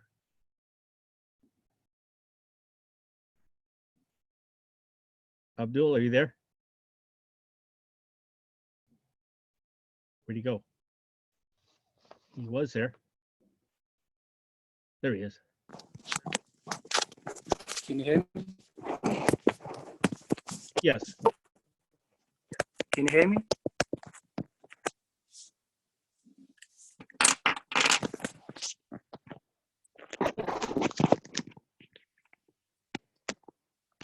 Can you hear me? Amy? Okay, I cannot hear you. Hold on. All right, can you hear me now? Yes.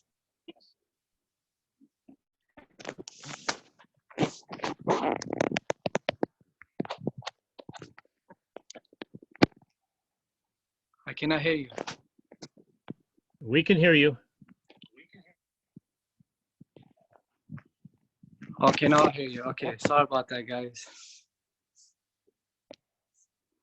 Yes, yes. Today I want to talk about when I came to this country at the age of 7 with my mother. I remember my mother took me to school, to elementary school at the age of 7 years old. So what happened was that when my mother took me to school, I remember I started the first day, which was the 2nd grade, and she introduced me to my teacher. Her name is Miss Engel. So what happened was when I started the first day, my teacher said to me, "Welcome, Abdul, to America. It was nice to meet you." And what she did was she told me to sit in the back of the class. So when I sat back of the class, I remember in my mind, I look at the students all around, and they were learning, they were raising their hands, you know, asking questions. You know, they were very excited and learning a lot. So me, I was very shy, nervous. I was sitting in the back of the class. I was nervous. I was scared. I couldn't raise my hand. I don't know what to do. I was devastated. So the worst part is that I went to another class. It was the same thing. Never raised my hand, didn't ask no question. I was devastated. So every day was the same thing. Year by year was the same thing. They never gave me no homework, no tests. They didn't ask me no question. They just kept on skipping me year after year, from 2nd grade to 3rd grade, 4th grade, all the way to junior high school, and continues to the high school. So one day, one of my teachers in high school pulled me aside and said, "Hey, where you from? What's your name?" So I introduced myself to her, and she said to me, "Do me a favor, take this book, open it, and read the first chapter." So I told her, "I'm sorry, I cannot read this book." She said, why? You don't want to participate? I said, no, it's just that I couldn't read. I cannot read. I'm having a hard time. So that came to my mind all these years. I said to myself, now it backfired me. I should have asked questions. I should have raised my hand like everybody else.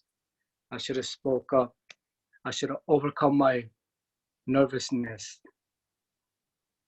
This is what happened to me. So she says to me, you know what? Don't worry about it. We'll sit down together. I'll help you. I'll show you. You just have to come to me and I'll explain everything for you. She started from the alphabet, from A, B, C, and the letters connected, put the words together, and then little by little, I started getting better. I started reading the words, connecting the words. For example, cat, with a picture cat and the letter C, A, T. A dog picture, D, O, G, dog. I started learning little by little. And I said to myself, wow, this is something amazing.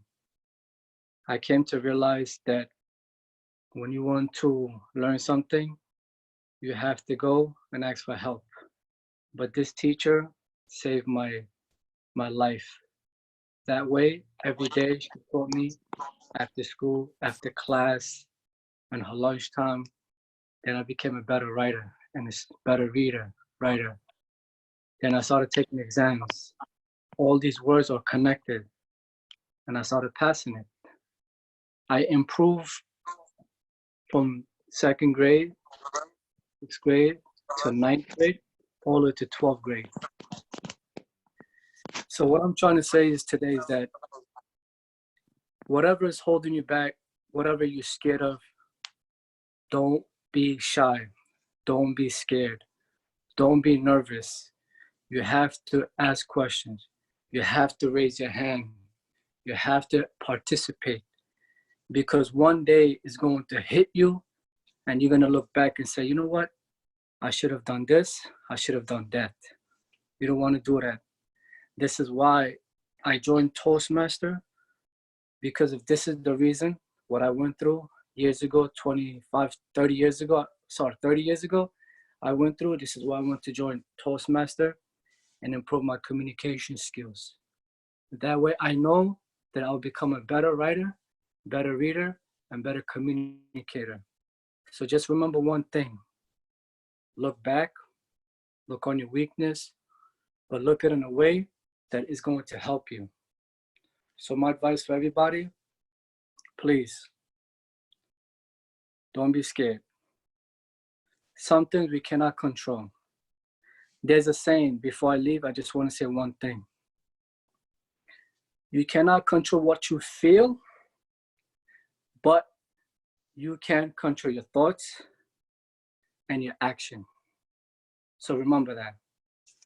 Thank you and have a nice day.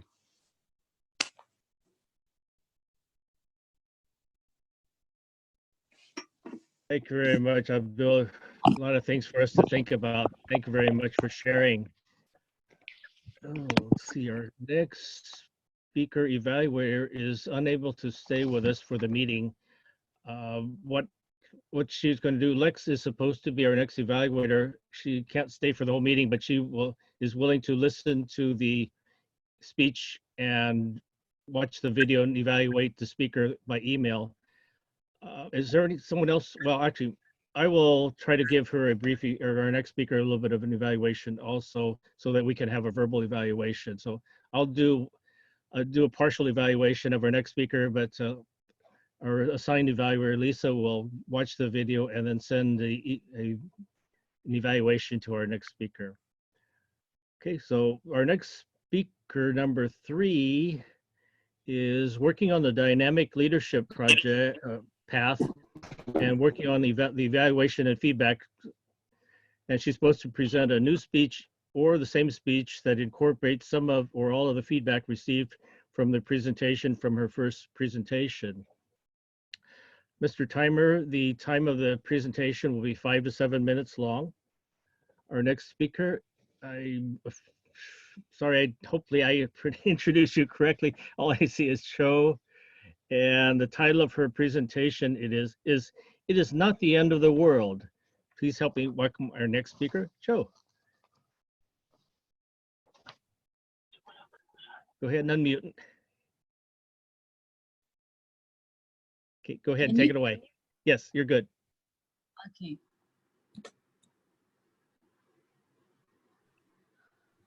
Let me ask you one question. How many of you face a failure in your life? How do you feel? Sad? Angry? Frustration? 以上的课件没有提前 And 因为我们 feel like you are a loser.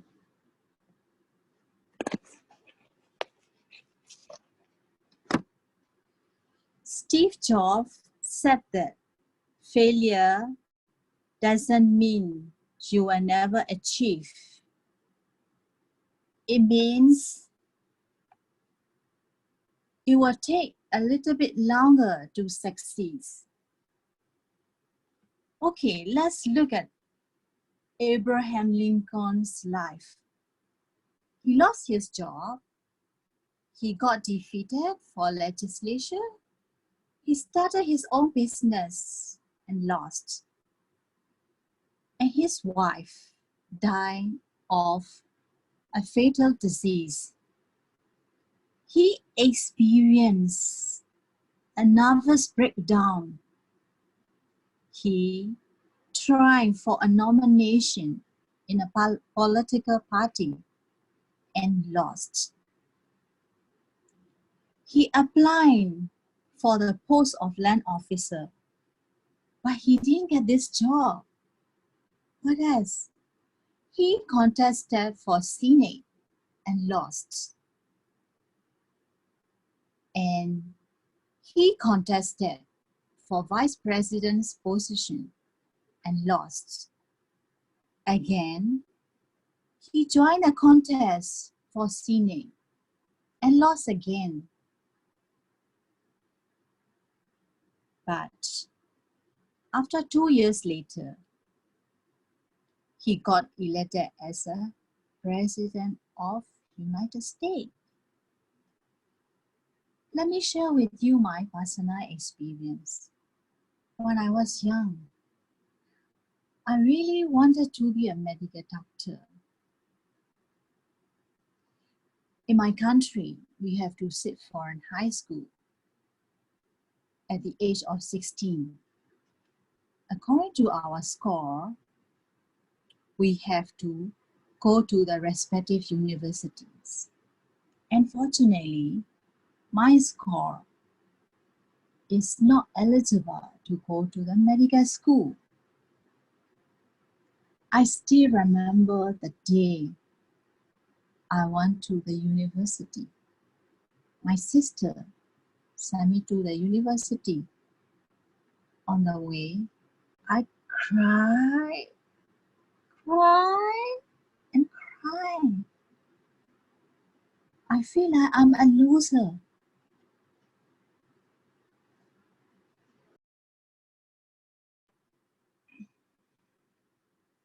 But after I graduated from the medical science, not a medical degree, biomedical science, I got a job in Malaysia. That time, my friends from medical school, they cannot apply job in other countries because their certificate is not recognized in other countries. And worse, if they left our country, our government take them as a blacklist doctor. At that time, I feel like I'm so lucky not to be a medical doctor. Since then, my perspective changed and I feel more positive. So for me, failure is just shifting to the right way for the best of your future. So for me, failure, it doesn't mean that I'm a failure. It means I have not yet succeeded. Failure doesn't mean I have not accomplished nothing. It means I have learned something. And failure doesn't mean that I will never be able to do it. It means I have to do it in a different way. A failure does not mean I am inferior. It means I am not perfect yet. Failure doesn't mean that I have wasted of my time, but it means I have to start a new, fresh. So, what about you? What do you think about failure? So in life, most of us may face a failure. But at that time, please don't blame the darkness. Light a candle if you can. And stop blaming. Instead, take action. Generate enthusiasm. Operate to your potential. And destroy the negative attitude. Change can start with ourselves and can begin only from within. I want to conclude that all of you do not ever think that one failure is the end of the world. And the famous writer J.K. Rowling said, failure meant a striping away of the inessential. Have you ever heard the songs The End of the World by Carpenters? Why does the sun go on shining? Why does the wave rise to shore? Don't they know it's the end of the world if you don't love me anymore? It's totally wrong. Let me tell you this. Tomorrow is another day and it's a promise. Back to you. Thank you. Thank you very much, Joe. A Thank lot you of so things for us to think about. Very good. Thank you. Yes. Thanks. Okay, thank you very much. Okay, our next speaker, let me see, get all my notes together. Our next speaker is going to be evaluated by Alicia. Let's see, Mr. Timer, the next speaker is also 5 to 7 minutes long. Let's see, our evaluator for next speaker is Alicia. Alicia, do you have the information for that you're going to evaluate on our next speaker? Okay, do you have any other comments about it or? Okay, I'll just introduce her then. Okay. Yes. I have. Okay, your speaker number 4 is going to be Ramna Preet, and the title of, well, actually, she's working on visionary communication, inspire your audience. It is 5 to 7 minutes long, and she's supposed to present a speech on a topic with the intent of inspiring the audience. And what she's going to be doing is sharing her story and views about the importance of being a lifelong learner. So please welcome our next speaker speaking on Be Your Own Trailblazer. Ramnapreet.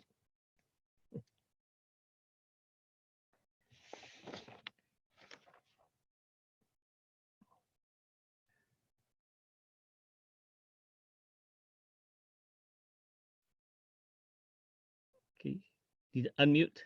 Yeah. Okay. Dennis, my speech was changed. It is not this one. Okay, sorry.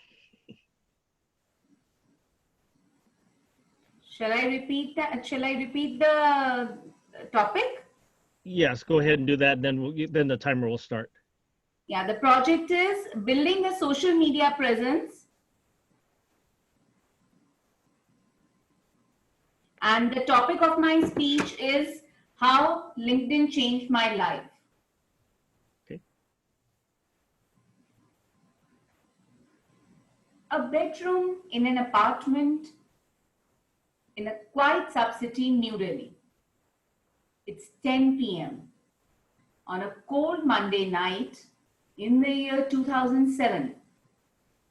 Me, Ramanpreet, seated cozy in my study room with a sleeping daughter and a touring husband, looking a bit confused.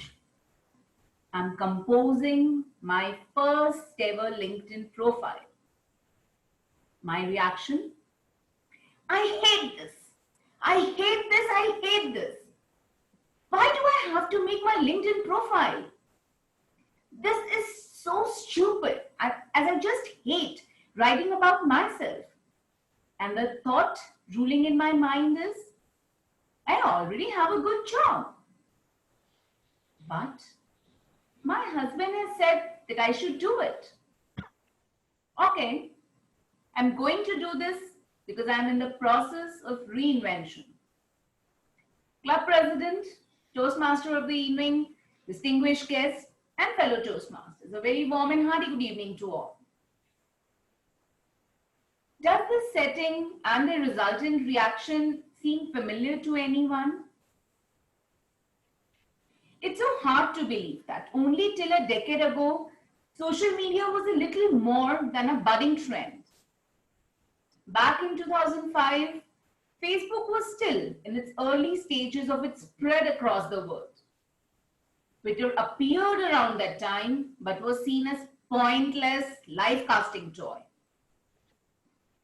LinkedIn was essentially a digital resume, and the Google Plus didn't even come to scene until 2011, followed by Instagram, Snapchats, and other platforms.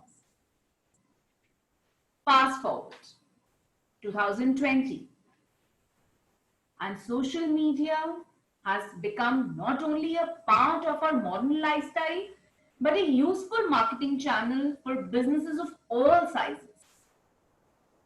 Today, even our elementary age kids get stunned to know that phones were only used for conversations till few years ago. I'm dumbfounded to know that we did not carry mobiles with us. This tells us that everything has officially and permanently changed. Now the burning question. How will you use social media? How to maintain internet privacy? How to safeguard your personal information? After that, how to use social media to promote your professional, promotional, and personal goals. Well, it's all up to you. But yes, creating my LinkedIn profile on that cozy Monday night, 2007, has helped me shaping my professional goals. It's true that LinkedIn is a social media tool mainly focusing on our education and professional life. And it is very effective. The recruiters and hiring managers are all there looking out for and hiring the best suitable candidates. And it was through LinkedIn only that I suggested few candidates suitable for my team in my full-time job. But a major change in my life came around 2009-10 when I decided to go on my own and start my own chartered accountancy firm. At that time, LinkedIn came across as the best platform to me to generate my B2B clients and helped me finding new prospective clients for my firm. The next step was establishing my firm's online presence and finding new prospective clients for my firm. The next step was establishing my firm's online presence and find full-time as well as few part-time employees for me. LinkedIn search tools helped me in assessing specific criteria like education, age, experience, etc. And it is said that you are an average of 5 people you meet. I made my client domain with LinkedIn. I started posting and updating detailed and in-depth knowledge in my domain area, which helped me in establishing my online brand. Thus, I can truly say that LinkedIn proved to be an inexpensive method of delivering any content and at the same time access to diverse viewpoints and sources of information. But social media is a topic of controversy today. Many feel that it's a boon, and there is a majority who feels that it is a curse. Mostly people feel that social media has destroyed human interaction with a rapid rate and has modified modern human relationships. But there are others who feel that it's a blessing that has connected us to every part of the world. We can meet our loved ones that are far. We can spread awareness through it. We can send security warnings, etc. There's a lot that social media can do, but it is an unarguable fact the presence of social media has made our lives convenient, easier, and much faster. LinkedIn has truly changed my life. Thank you. Thank you very much, Ramaphi. There's social media, I think, has brought us all together. I don't think we would have this meeting without social media.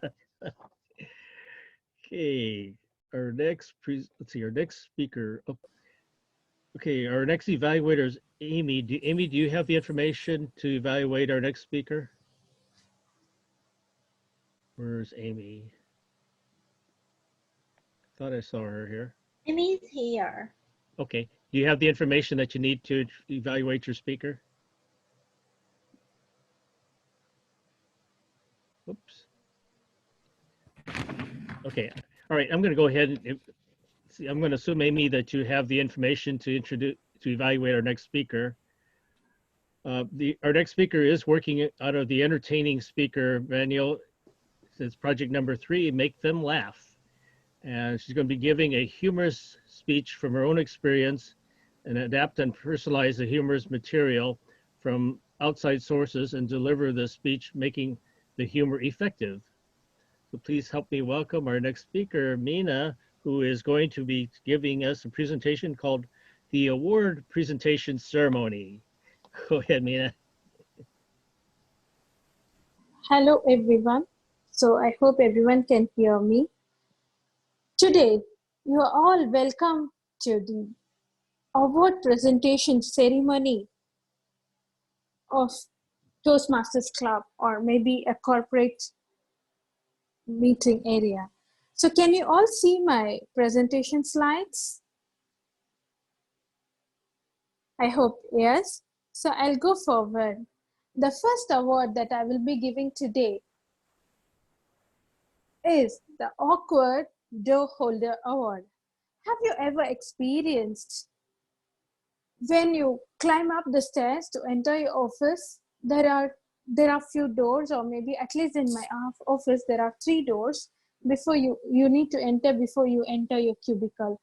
So there is somebody going in front of you, and people like me who are a bit lazy, walking slowly up the stairs, looking up with an expression to the person going in front, can you please hold the door?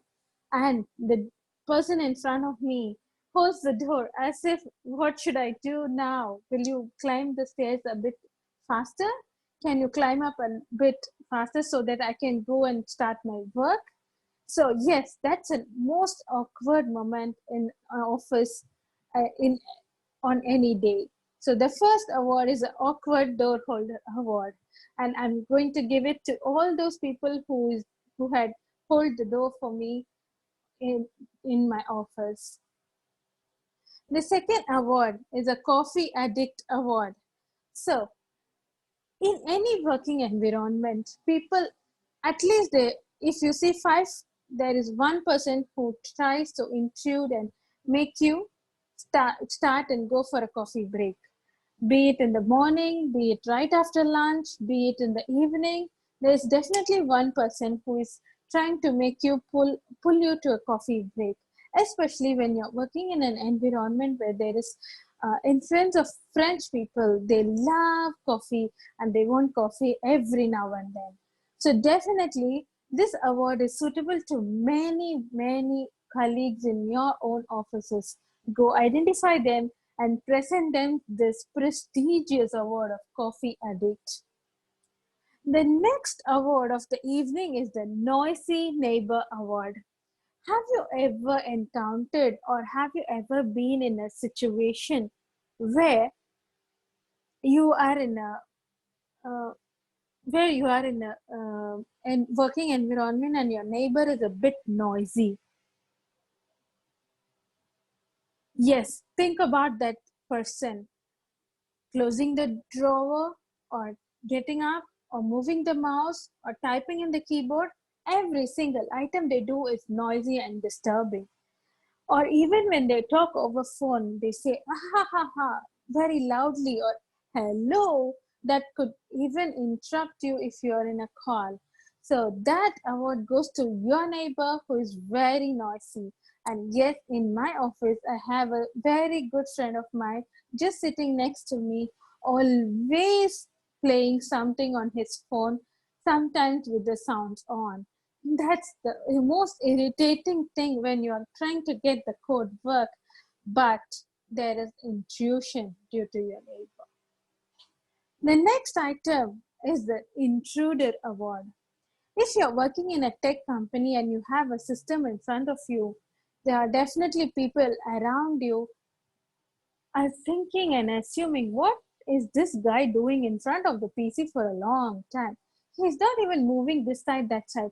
Let me peep into his PC. Maybe he's looking at Facebook. Maybe he's having the WhatsApp window active. Maybe he's watching a movie. So yes, those guys who are trying to poke into your system and intrude into your work are the best eligible persons to get this Intruder Award. The next award is always in a meeting. This award I'm going to present to my better half, who keeps telling this, wait, I'm in a meeting. So yes, if you have such a better half or a friend who always try to escape from your calls or from anything that you request for, saying that I am in a meeting, if you hear that, then that's the right person you have to present this award. The next award is a very interesting award.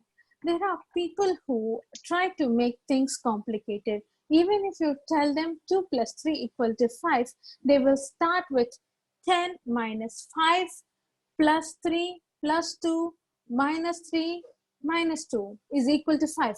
So they ultimately come into the answer 5, but the route they take is a very complicated one.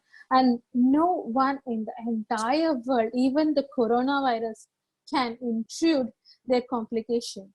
So if you know such a person, you are obliged and you should be obliged to present this award to that person, the Complicator Award. The very next award and the the best one that I love the most is the Perfectionist Award. I I am pretty sure in my entire lifetime I wouldn't be eligible for this one. But I know that I had a boss who usually tries to be perfect, or at her own pace, at her own work level, she is perfect. She also expects the same from the team. If you type in a single line of code, she requires 3 lines above it explaining what it is.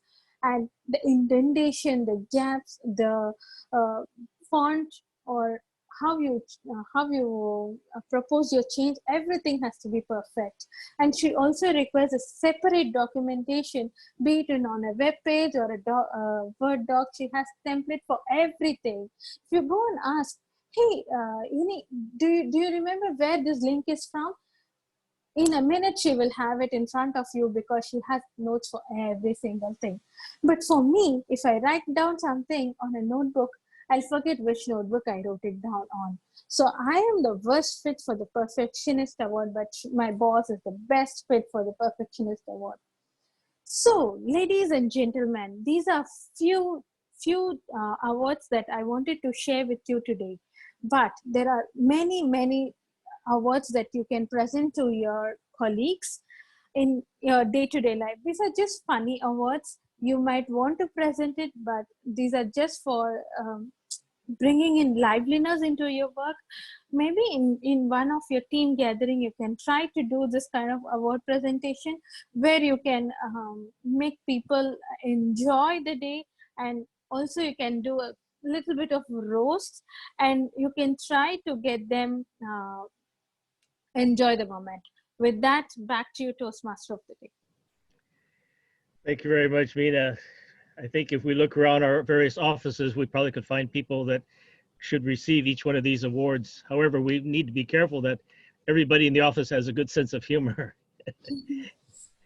Yes. Okay, let's see our next speaker. Let's see, we're up to speaker number 6. Let's see, the speech is, Mr. Timer, the speech is a little bit different. The speech is 6 to 8 minutes long. So, all right, our next speaker evaluator is Lex. Lex, do you have the information that you need to evaluate our next speaker? Yes, I have all the information I need. Okay, great. Okay, I'll go ahead and give the information. Our next speaker is working out of the Speaking to Inform manual number 5, the abstract concept. And he's supposed to present the thought of experts on an abstract concept, theory, historical force, or social political issue. And he's supposed to present the ideas in a clear and interesting manner. The title of this speech is a little bit interesting. It's got a whole bunch of Z's, so I guess it's Zzz. He wants to have a very short introduction, so please help me welcome Toastmaster Hiran, our next speaker. Go ahead, Hiran.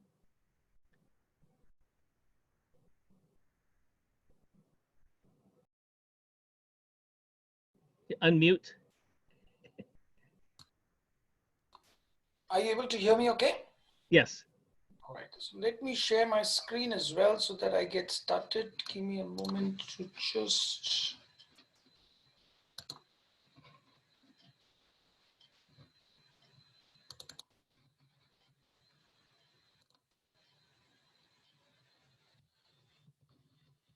And just to get my view of the timer. All right, so let's begin.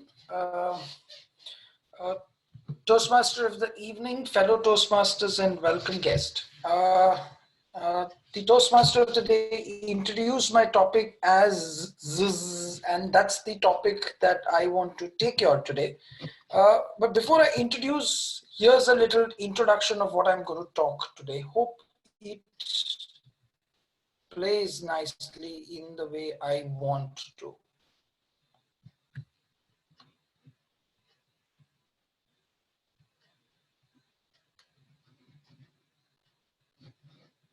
Technology and kids never work when they're told to, so just give me a moment till I set it up.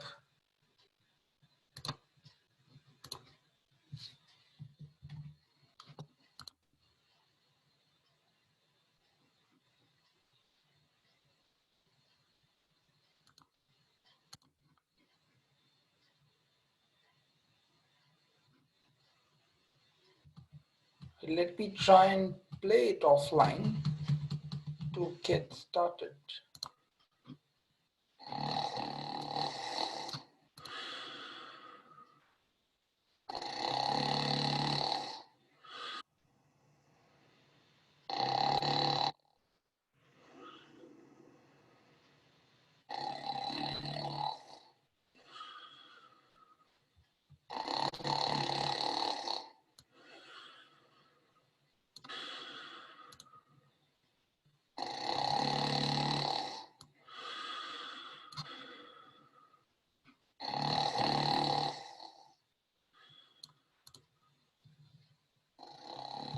Now that essentially what you would have guessed it right, it is my topic for today, and it is a great social cause, and that's the problem that a whole lot of families across the continent face in these times, and today it's all about the irritation. And as you can see that while you hear me speak, there is this irritating noise in the background that would be irritating you and not be allowing you to speak. And I think this is the irritation that all our partners, all our family, every night go through. And the idea for us is that if this is the irritation when I'm talking and you're not able to hear because there's this irritating song in the background, how irritating it would be to our families.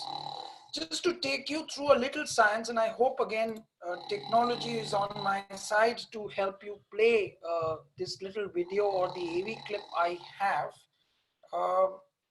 I think I will move on and not wait for it because I think it is not firing up.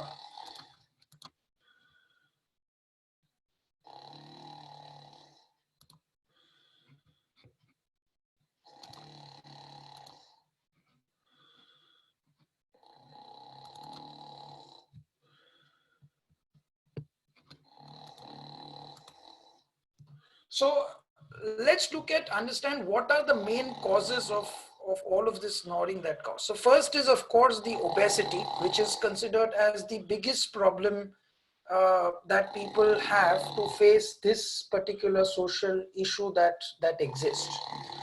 The second is increased alcohol consumption, because what happens is that people consume alcohol and that is the cause of this irritant that happens all throughout, which is the biggest cause or one of the causes of increasing snoring.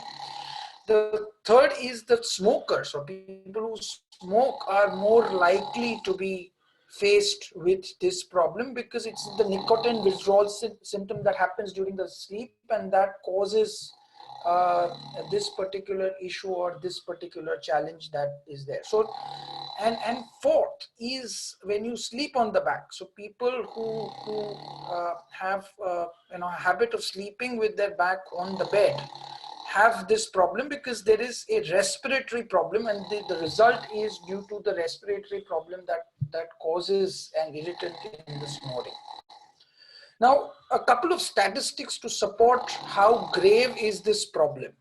So first is, of course, that as you can see that more than 1/3 of the adult snore, and it's not that only adult snores, it's the babies. If you heard, even they snore. So this is a human problem, but 1/3 of the adult snore.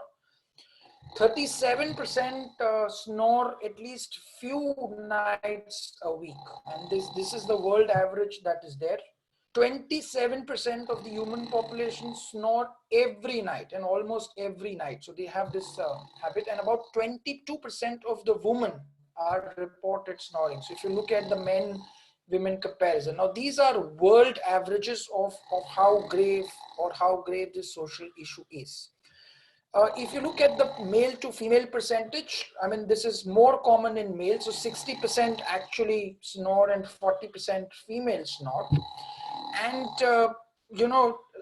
the other is that the sound that is caused by snoring is around 38 decibels. So that is the disturbance when it's very peaceful at night. Even a 38 decibel sound score is absolutely irritant to the partner in the bedroom. Now, how grave is the problem is that most of the time people look snoring as not a medical problem. They feel it's a habit. So it becomes a common routine when people look at snoring. More importantly, and this is again word, that most of the personal relationship distress is caused due to snoring. And again, the average says that this, if the problem gets grave, it leads to divorce. So when they studied the reason for divorce, one of these, so apart from all other reasons in terms of compatibility and my partner not understanding, one of the identified problem that came in was a snoring problem. So again, it is a grave problem because it leads to people separating because my partner often snores. And the third is that again, when you look at heart ailments and condition, people with snoring disability are more prone to heart attacks. So the idea is that people, while taking it lightly, this is not a problem that needs to be just overlooked, but it is a problem that is, or a social cause that is existent in society, and it also often it is under the wraps. So it goes generally under wraps because people think snoring is natural, snoring is normal. So however, there are remedial issues to this as well. So probably first is begins with correcting a sleep posture using a mattress or a pillow so that the breathing is normal, and you will be able to have a more smooth breathing while and reduce the snoring. The other is people with grave snoring problem can use anti-snoring devices. And the third and the simple is to get into a healthier lifestyle, reducing weight, ensuring that you sleep properly. So all of these, if taken into the consideration, will ensure that you don't take in things negatively, and don't hide this issue if it's existing with you or your partner under the quilt, as I would say, because it's all about snoring. But bring it up, discussing out on the open, and for once we can stop this problem and get into educating ourselves, getting into the proper help and treatment that you can go talk to your partner and stop this problem of snoring. So the last point, as I would sum it, is that don't ignore this important cause or problem that exists in every household. Bring it out of the quilt and discuss it, and let's got a stop against it. Back to you, Toastmaster of the evening. Thank you very much, Gerald. Oh, that's snoring made me sleepy. I used to have a dog that was snoring too. I think even dogs snore. Okay, I do not see our next speaker unless she's popped up. Did Pallavi show up? I don't see her on the screen. Okay, I think we'll have to skip our next speaker. Alicia, are you ready? Okay, I'm going to go ahead and let's see. Our evaluator for Alicia is Sandy. Sandy, are you ready to evaluate Alicia? Sure, no problem. Okay, great. Okay, our next speaker is working on, let me find it. Okay, our next speaker is working on the storytelling manual, number 3, the moral of the story. And she's supposed to tell a new story that offers a lesson or moral. Tell a story using the skills developed in the previous 2 projects. Okay, and the title of the story, or her speech, is Be Kind. And she says, in life, we need to be kind as well as all connected by the theory of 6 degrees of separation theory. And she says that she's a happy-go-lucky person who enjoys life, aims to live in the moment, create memories, and enjoy the journey more than the destination. And her hobbies are playing the saxophone, digital photography, sports, and being a tourist within her own country. Please help me welcome our next speaker, Alicia, speaking on Be Kind. Okay, Alicia.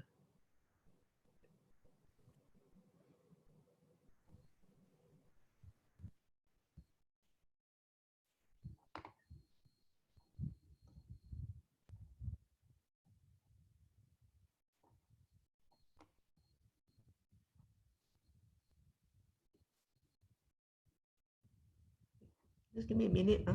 Okay.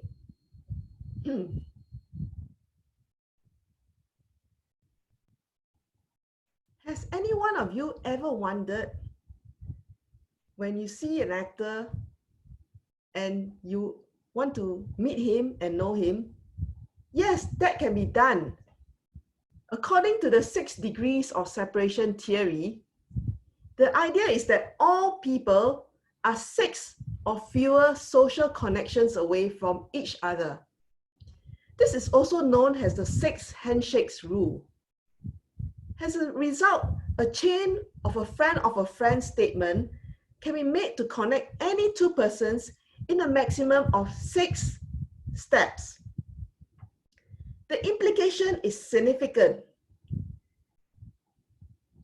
The chances of you knowing someone whom you have been kind or unkind is very good.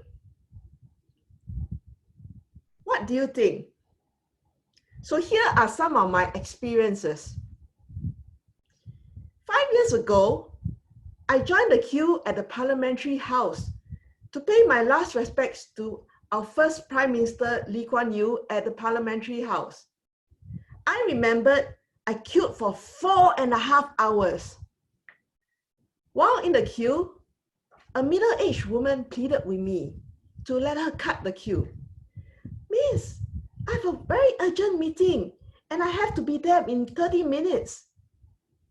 I turned back and asked the crowd. And the people behind me said, okay. Fortunately, there were no objections from the people behind me, so I allowed the woman to cut the queue.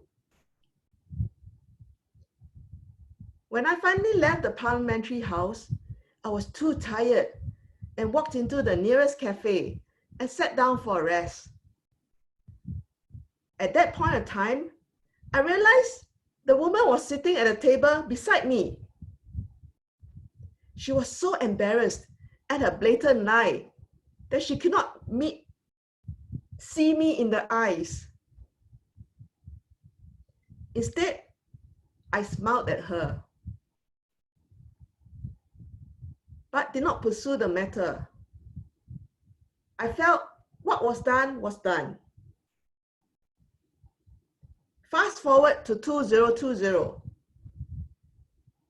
My company asked me to go and buy sanitizers and masks for the frontline staff. And I joined many queues for masks and sanitizers. However, I was not successful. Masks and sanitizers were sold out everywhere.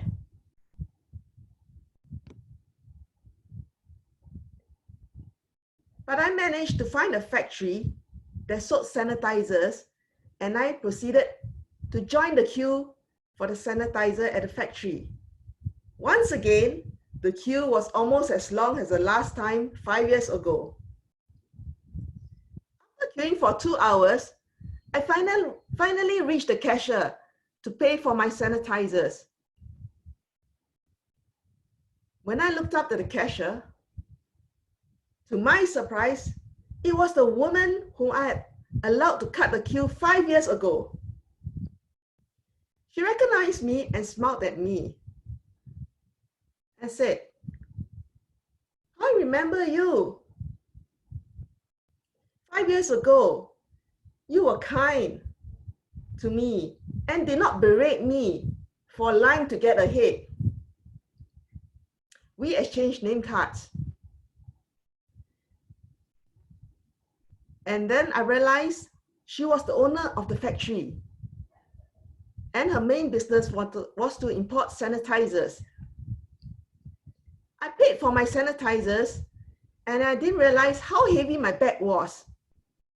And when I checked my bag, there was an extra huge bottle of sanitizer and 3 boxes of masks.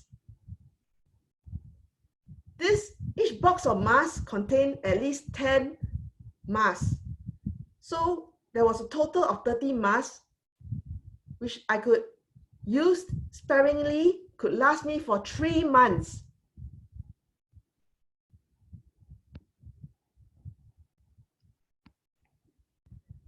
tired by the queuing and decided to go to the nearby coffee shop to rest. There was an older woman beside me, not feeling well, and was coughing and covered her mouth. The other woman, another woman sat beside her, immediately took her food tray and shifted to the furthest table she could find. The old woman was in her late 60s and was pretty embarrassed as she looked at me. She explained that she had just come out from the clinic and was having a slight cough, but had finished all her masks and was not able to get hold of any mask at all. So without any thought, I took out one box of masks and gave it to her and said, "Auntie, take this box of masks. You need it more than me." So 6 degrees of separation, although it's a theory, but everywhere I turn, I meet people who have a friend or a relative or a friend of a relative who knows me. So here are my thoughts on 6 degrees. First, we must be authentic in our relationships and connections. No matter how fleeting or superficial, you never know that momentary contact can have a lasting mark, be it positive or negative. Secondly, always be kind to people you meet. Can you imagine, what if in 2015, when that woman cut my queue, I could have reacted angrily and shout at her and ask the people at the back to join me in the angry tirade against her. If I had done that, then it would have been an awkward moment when I bought the sanitizers. She could have gained, instead of selling me the sanitizer, she could have said, "Sorry, no more sanitizer." What an awkward moment. Then the third point is, no matter how unkind or unreasonable others may have been, it is best to respond not in kind, but with kindness. So now in these uncertain times of coronavirus, when we hide behind the mask of indifference, I can't help thinking that if I were selfish to someone in need, be it not giving an extra mask, or sharing my sanitizer, or not wearing a mask when I need to wear it, what if I discovered later that the person I didn't help got worse, got sick, or turns out too close for comfort? So at the end of the day, all the masks and sanitizer in the world will not be able to hide the shame of indifference. Back to you, Toastmaster of the day. Thank you, Alicia. Yes, hopefully we won't need all that sanitizer pretty soon and things will get better. All right, this has been a long evening. We have one more presentation, and before I start, I'm going to let everybody know that a lot of our evaluators had to leave, so the evaluation part of the next segment will be shorter because most of the evaluators had to leave. So we'll just, whoever's here will do the evaluation. Otherwise, we'll just let the evaluations be emailed, because all the evaluators said that they would share their evaluations by email. Okay. Okay, Mr. Timer, the next presentation is going to be different in that it has two parts. We're going to have a presentation of 3 to 5 minutes, followed by a short 2 to 3 minute interview. And please, I'd like to have a little bit of audience participation if possible. So please listen to our next presentation, our next speaker, and come up with some questions for him, because that's the second part. He needs to have 2 or 3 questions at the very end of his presentation for question and answers. So please do that. Sorry, how long is the question and answer again? Okay, the main presentation is 3 to 5, and the question is 2 to 3. Okay. All right. And I will be taking part in this presentation too. I will be acting in part of this. So the project is a public, and also Gerald, do you have the information to evaluate our speaker? Uncle Turkey, or whichever uncle you are today. Uh-oh. Gerald, are you back? Yeah, I'm back. What's up? Okay, you're supposed to evaluate Panos. Oh, I didn't listen to Oh, you want me to evaluate Panos' speech? Okay. Okay. All right, we're just getting ready to start. Okay. Okay. Let me put my notes out for him. Okay, I'll go ahead and read it for you, but I'll let you get ready. Okay, go ahead. Okay, he's doing a public relations presentation. It's number 2, the radio talk show. And he's supposed to present a positive image of the company or organization, build goodwill toward the company by presenting factual information, and be prepared to answer questions that may be asked during the radio interview. So I will be interviewing Panos, and he will be answering the questions and responding for 3 to 5 minutes. And then after that, we will have a 2 to 3 minute question and answer period. All right. Okay, so let's see, the title of, the title of his presentation is EQ is Essential Quality. And on our radio show tonight, we have Toastmaster Panos. Panos is a devoted Toastmaster member who has participated in over 200 Toastmasters meetings and has successfully mentored fellow Toastmasters who have gone on to win division speech contests. And Panos describes emotional intelligence as one of the winning secrets within the Toastmasters program. Okay. Hi, Panos. We're glad to have you here on our Toastmasters radio show today. This week, we focus our radio discussion on emotional intelligence. So our first question to you will be, why is emotional intelligence such an important matter, in your opinion?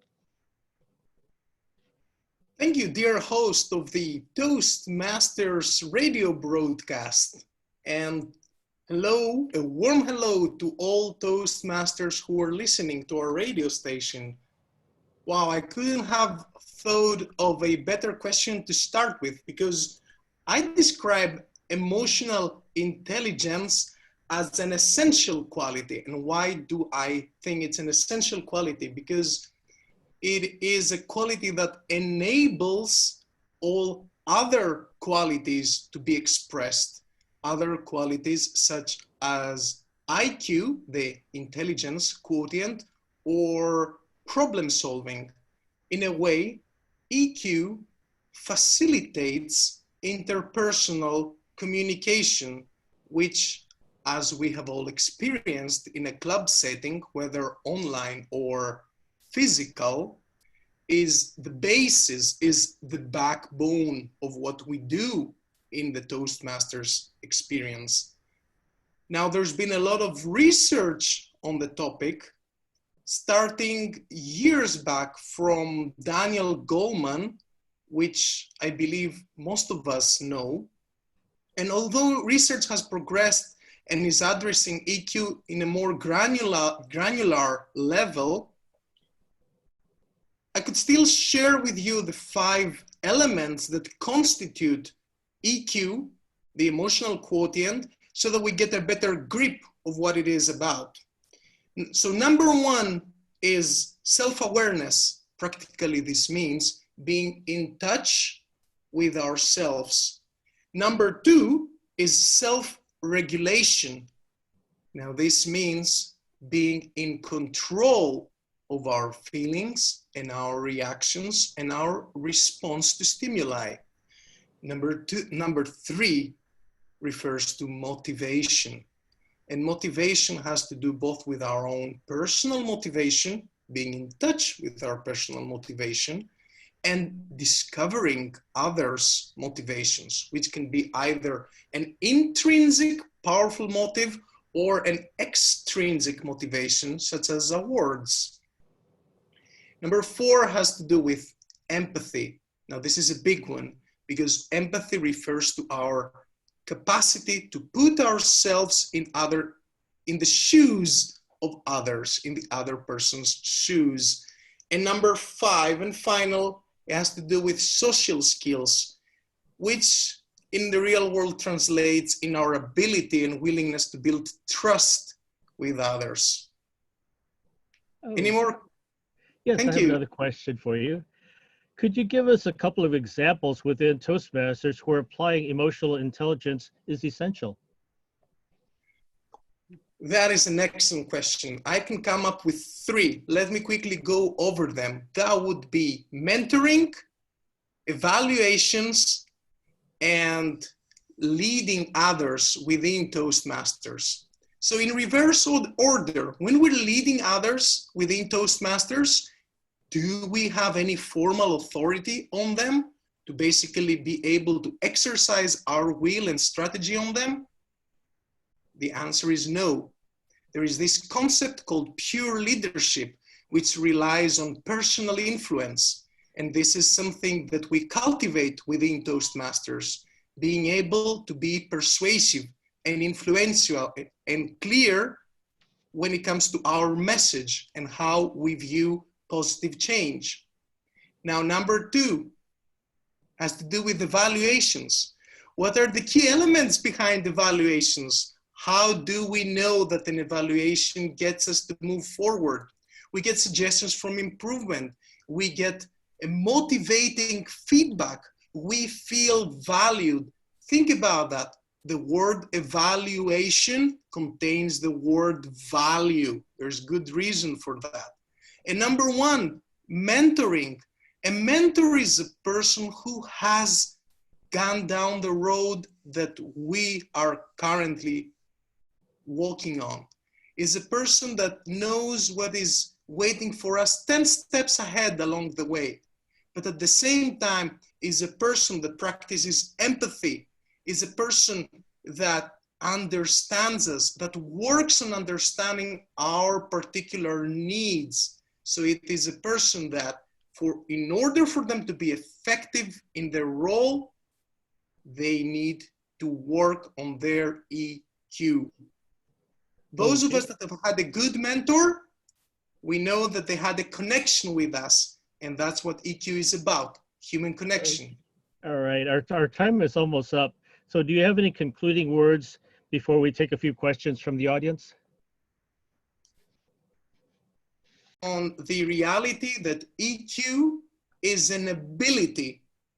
Many mistakenly think that it is more of a trait. You either have it or you don't. But research, especially from Daniel Goleman, has proven that it is not, it's less of a trait and more of a skill, more of an ability.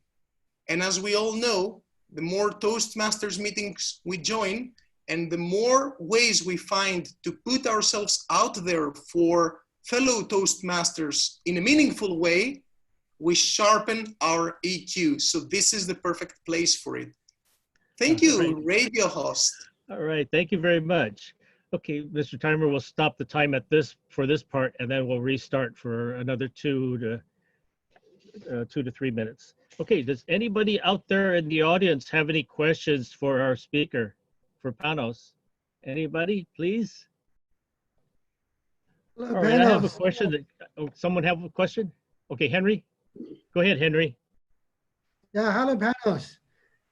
As you mentioned, EQ is very important for social skills, but I have 2 fellow Toastmasters who are the programmers. They don't need to have so many social skills, but one joined Toastmaster, finally he became to have another job as a master for handling the wedding ceremonies.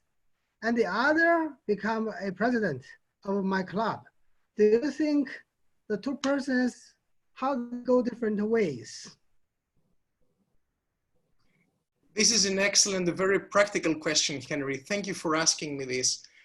I see value in having role models. So we think of developers in a certain way. Maybe, you know, the role of a developer is also colored with being less socially adept, you know, having fewer social skills. Why is that? Is this because they lack the trait of EQ, or is this because they have been regularly and long-term exposed in an environment where the importance of those skills seem to be less? So research has proven that this is an ability that can be honed and perhaps even perfected. So I see that through mentoring and through pairing up those new Toastmasters with people that score high in EQ, you can begin to effectuate change in their attitude and their understanding through what is called an osmotic process. This is a process where best practices infuse into our understanding because we are exposed to them more often. Rather than practicing willpower to change, change comes gradually. This is what I mean by change is effectuated. All right. I'm also happy to take more questions. Yeah, we have time for one more question. Anybody have one more question? All right, I found someone from the audience sent me a card to ask this to you, Panos. How have Toastmasters helped you improve your emotional intelligence? Wow, this is an excellent question. It's about to get personal. When I joined Toastmasters, I had my own personal style. People would call me a powerful speaker, a dominating speaker. People would often give me feedback that I shout too loud when I give speeches. And, you know, I thought that this was the way. Why? Because this was the way that came most natural to me, in as much the same way that being silent and perhaps appearing more introverted comes more natural to other people, often developers. But then again, if I wanted to offer my message to my audience from my experience, it was important for me to take a step closer towards the audience. So I was taking every step closer towards myself, but then utilizing the feedback I was getting from fellow Toastmasters, I realized that it was time for me to change and adapt and evolve. So that is my personal change through this osmotic process. It didn't happen overnight. It didn't happen miraculously. Step by step, throughout these 200 meetings, it became clear that I wanted to build a heart-to-heart connection with my audience, and that took place through understanding.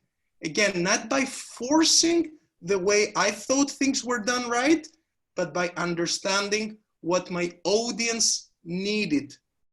Emotional intelligence. Okay. Back to you, radio host. Thank you very much, Panos. Very interesting interview. Thank you. Thank you, and too. We'll conclude the timing right now. Thanks. Okay, it's been a long evening here. I'm not going to take a break. We're going to move right into the evaluations. We only have a few evaluators and speakers left, so we'll figure out who's here and we'll pick on those people to give their evaluations. Let's see, our first speaker evaluator was unable to stay, so Shantae is not here, but she said she will give a written evaluation. Our second evaluator, I sent him a message. I'm not sure if he's back on yet. I don't see him at the moment. Oh, okay. First of all, let's please vote for our best speaker. Okay, polling should be up. Well, I'm waiting for one of my evaluators to come back. Please vote. Okay, I'm up to 4 out of 9 people. There we go, 55%. Need possibly 4 more people to vote. If you haven't voted, please hit the poll and vote.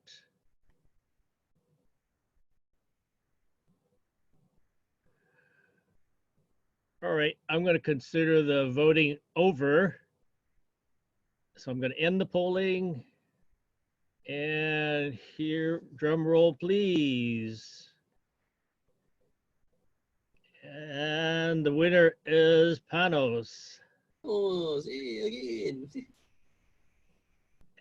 Congratulations, Panos. Okay, let's see who's back. Oh, all right.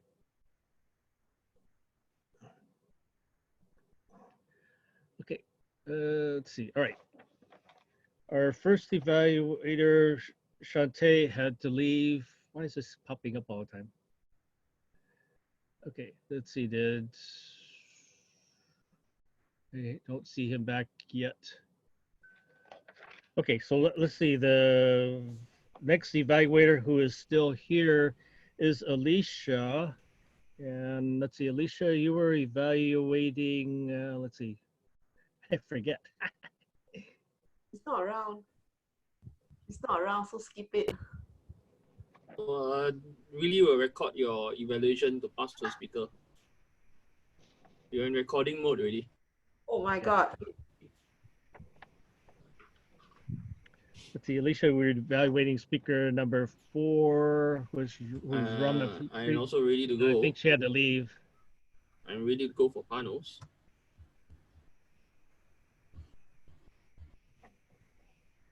Let's see who in the order. Let's see, Alicia, do you have any evaluation, or we'll just Wait a minute. let's see who's still here. Actually, why don't we skip over this? We have a guest. Let's go over to our guest to let her evaluate, and then if she wants to leave, then she can leave. Yeah. See, Sandy is evaluating speaker number 8, and you okay? Sandy, could you evaluate Alicia's, please? Yeah, sure. Thank so you. hello, Alicia. My pleasure to evaluate Alicia's speech. Well, I'd like to describe Alicia's speech with triple I. The first I is interesting. She's telling 2 stories that's very attractive, as there are a lot of like coincidence happen over there. So sometimes you feel, wow, that's magic happened in her story, and it's very few people that can have that kind of experiences. So her story is very attractive and also very interesting. And the second I is informative. And she began the speech by telling the 6 handshake rule that's known by a lot of people, and she tried to apply that rule into her story, and from the new angle. And she tried to use this theory to tell people that you have to be kind, otherwise, you have been connected to other people that within 6 degrees. So she is applying viewing this rule in the new angle. And also at the end of the speech, she's giving some suggestions for people, and that's very informative, so that we can all, got useful information from her speech. And the third I is the being inspiring. Yeah, that same to the second point, that she is using the rule, the 6 handshake rule, applying it into a new angle, like telling people that, calling for people to be kind to other people. And also, I think her speech totally served the aim of the speech, is to telling the story, of morale, and offers a lesson. So congratulations, Alicia. I think you have accomplished your project very well. If I'm being strict to your speech, then there are 2 points that I have some slight suggestion. The first of all is about the tempo of the speech. because you're telling about a story. So the tempo of the story is very important for when to stop for a while and when you have to get tighter, especially when you are telling story like you queuing up the in front of the parliament building, and if you are getting much more emotions while you are telling about the story, and make it more tense so that people can feel the really fall into that scenario to feel what you feel at that time. And that's how a story can serve its purposes. And the second slide suggestion is like about the contents of this speech, as it's difficult sometimes to tell about morality. Sometimes it could be sensitive, as people always have arguments about morality. There is no like global standards for everyone to understand it. So for some circumstances in China, Confucius, I don't know if you know Confucius. There's a saying that if you how you're going to be good, it's like if you are being good to other people, how you're going to treat people who are evil to you. So maybe we could frame the context. We could set up a context for being kind, so that make it more like practical to everyone, not just like everyone should be kind to anybody.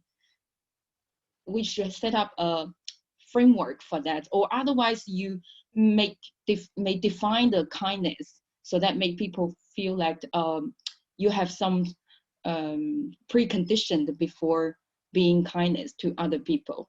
So that's all from my evaluation. Thank you very much. Back to the TTM. Thank you very much, Sandy, for your thorough evaluation.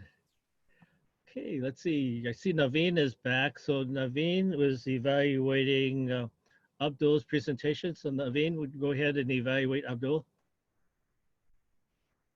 Yes, of course. Good evening, everybody from Singapore, and good morning to you, Dennis. Yeah.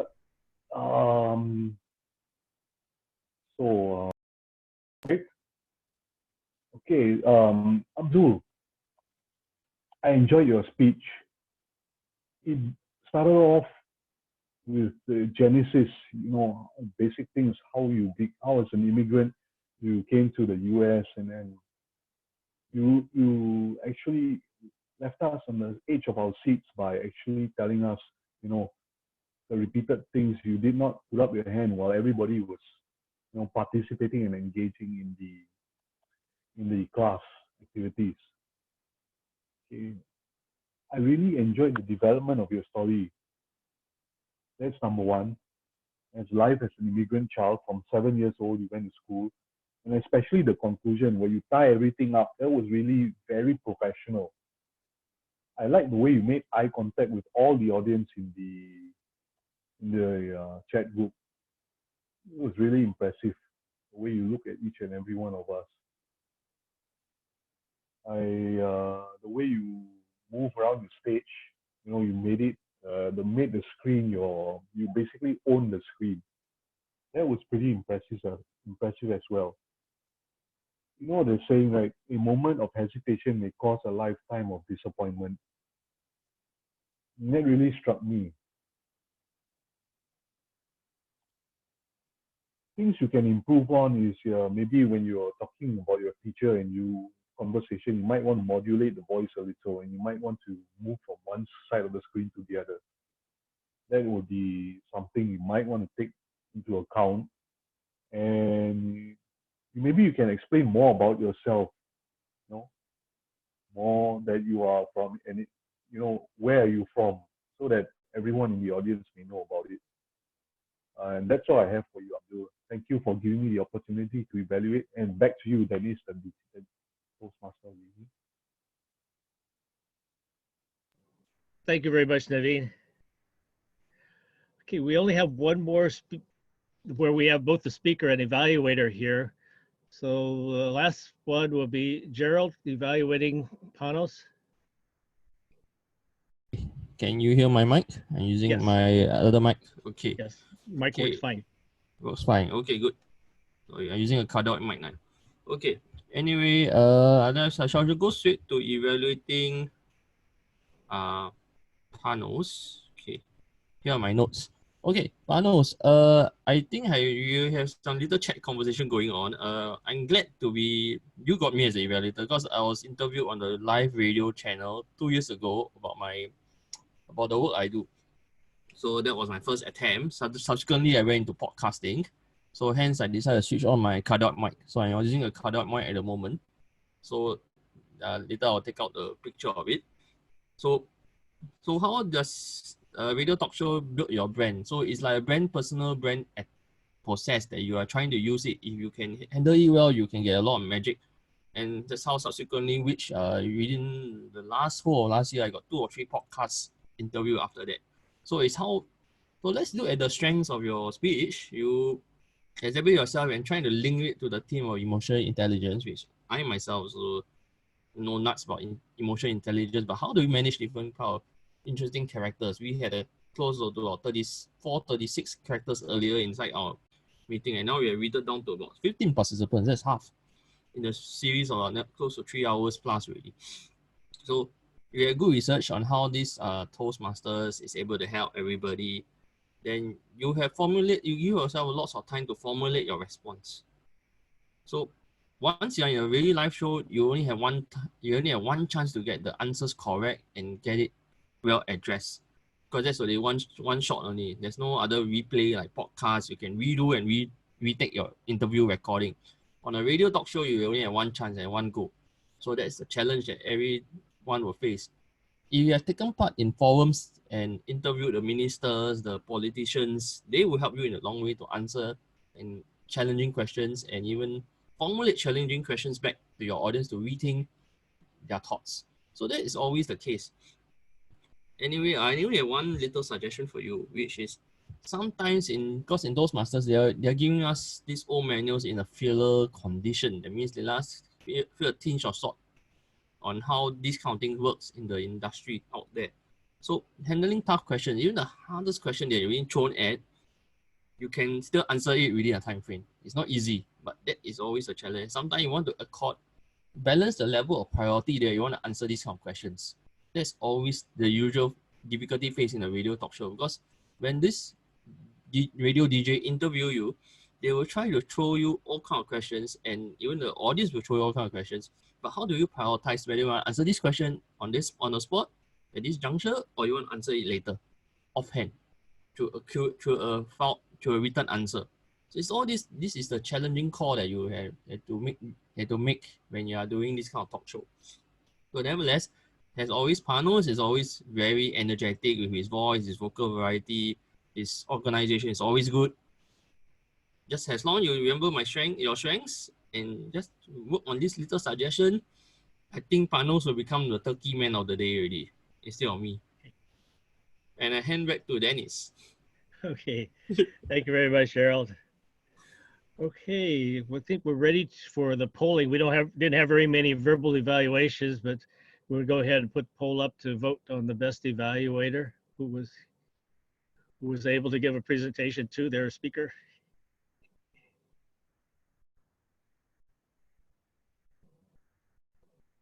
Okay, please go ahead and vote. Just vote for those that have spoke, like Naveen. Yep. Yeah, we only had a few of the evaluators actually correct, speak. the rest are not in. Yep. Right. So based on this. So Sandy, Naveen, and Gerald.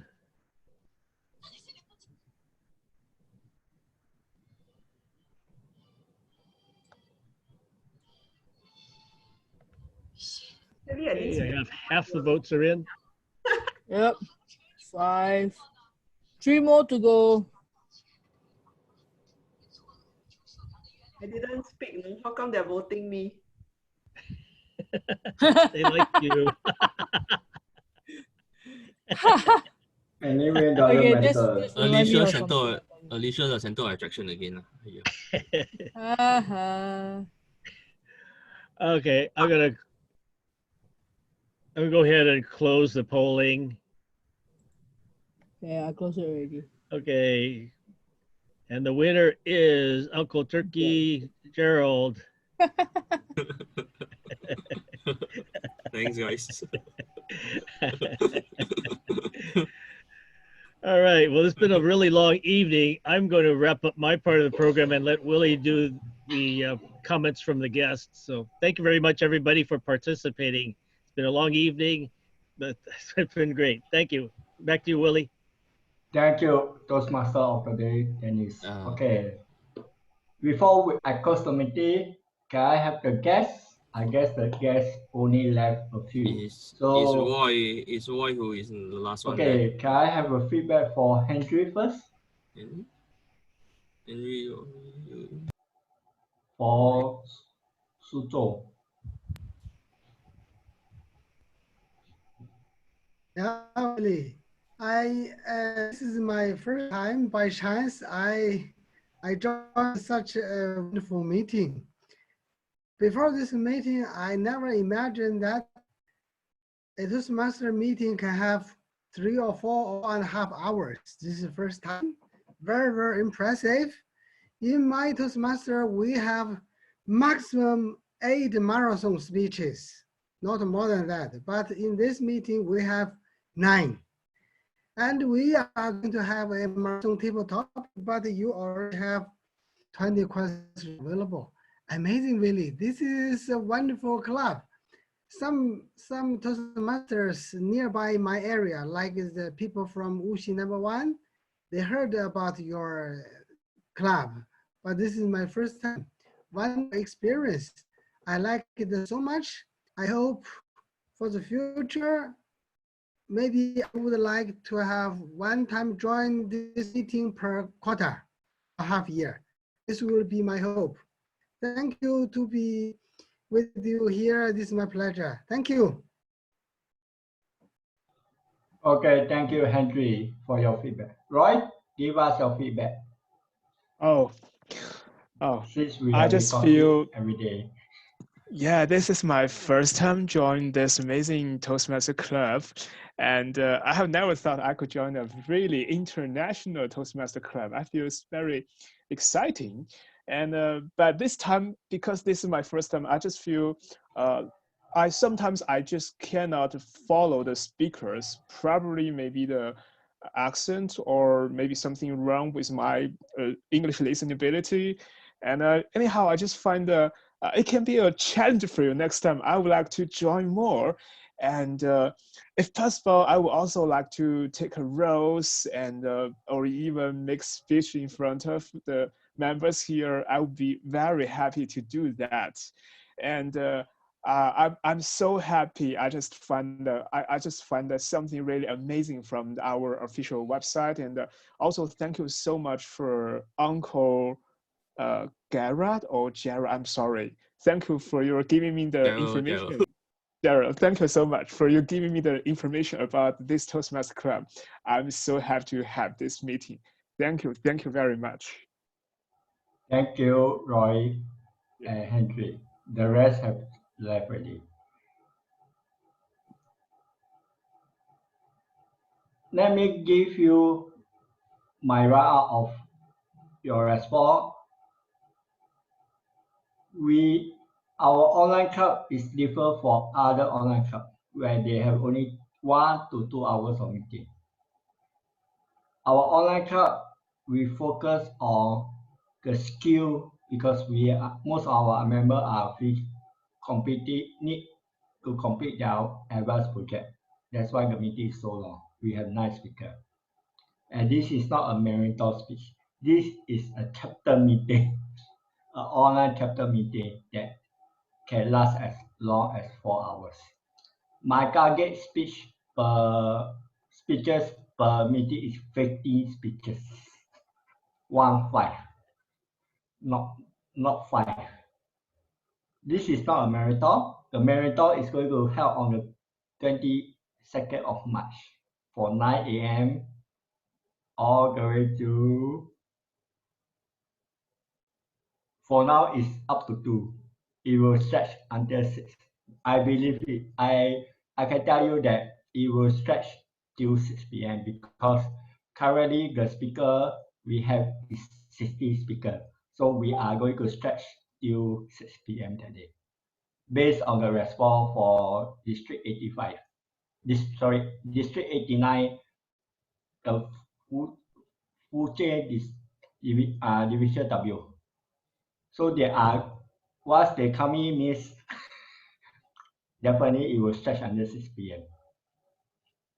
Second thing is, all our meeting, the purpose of the club is to help members to complete their advanced project before the tradition program complete on 30th of June.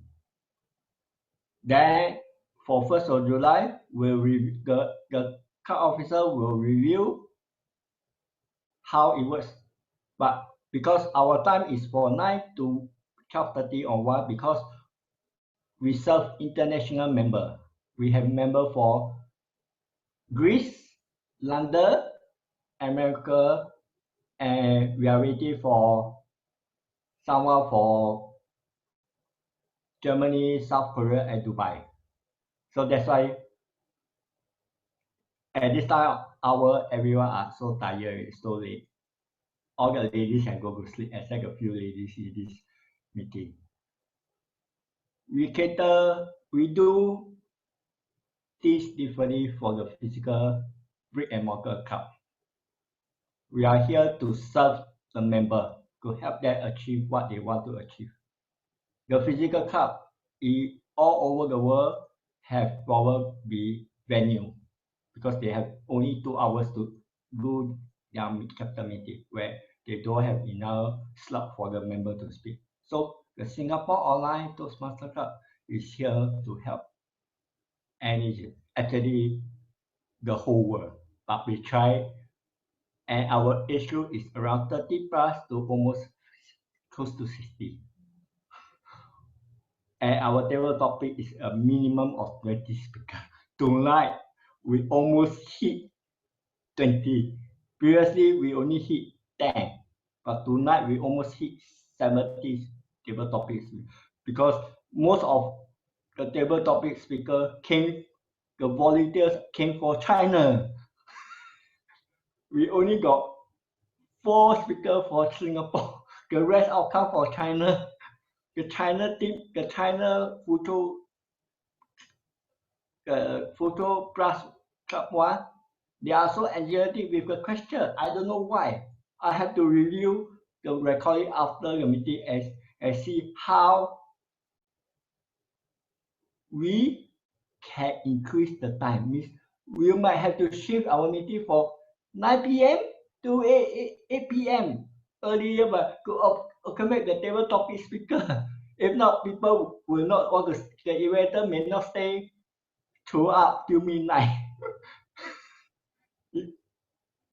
Because of the people in the US, Europe, and America, that's why our time is just 9 to midnight, just for them. But Singaporeans or Asia cannot stay long. So, well, we are still reviewing how we can be perfect because we are only 4 months old. We just started on 20 November 2019. But our club is already start to get famous because every meeting is fun. Am I right? Panos, is fun? Tell me a word. Is it fun? Describe a word on the meeting, every meeting. Okay, since we're still recording, I can't exactly say the exact words in my mind. It wouldn't be politically correct. But never mind, we are here to learn.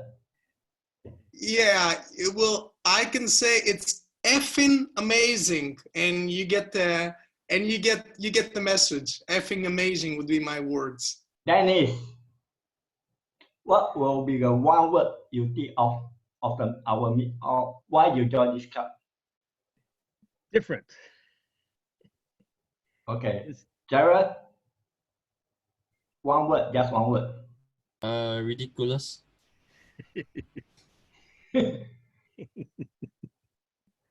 Alicia. One word, please. I like it international. Okay. Shanta? Amazing. Navi? Navi, are you there? Solid. Yeah, I'm there. So Solid, what do you think of our meeting? Our regular meeting you have watched on YouTube throughout the last 20 weeks. It's slightly long than usual, but you know, it's like eating something new. You know, it's different from physical Toastmasters. Still trying to get used to the ebb and flow of it. Yeah. Yeah. Okay. Thank you. I don't know. Let me see if I got any more on. Joe. Are you there, Joe? Peter? Peter. I'm muting. Okay. You want one word, one sentence, one paragraph? One word will do. It's diverse. Yeah. Okay. Thank you. So the message, the theme of this meeting is emotional intelligence. That is the first step of how we start to serve member leadership. Most of the chapter meeting that I have attended through since 2003 is all local terms, local idea, but it's not about communication and leadership. Singapore Online English Toastmaster Club, we focus on communication and leadership, and we like what Toastmaster did for the last 2 years. We make Toastmaster, we make leaders. We are here to make leaders. And the last meeting, we are talking about servant leadership. This meeting, we talk about emotional intelligence. So come back to hear more on communication through leadership themes that we have for you. And I will, what's the word? I promise you it will be more fun at the next meeting. Final announcement, 20th of March 2020 is the Singapore Online Toastmaster Club first international speech video contest online, and it's the same meeting you attend today. Thank you and have a wonderful evening. The meeting is adjourned, and we have something special for you after we stop recording. Post party, is it?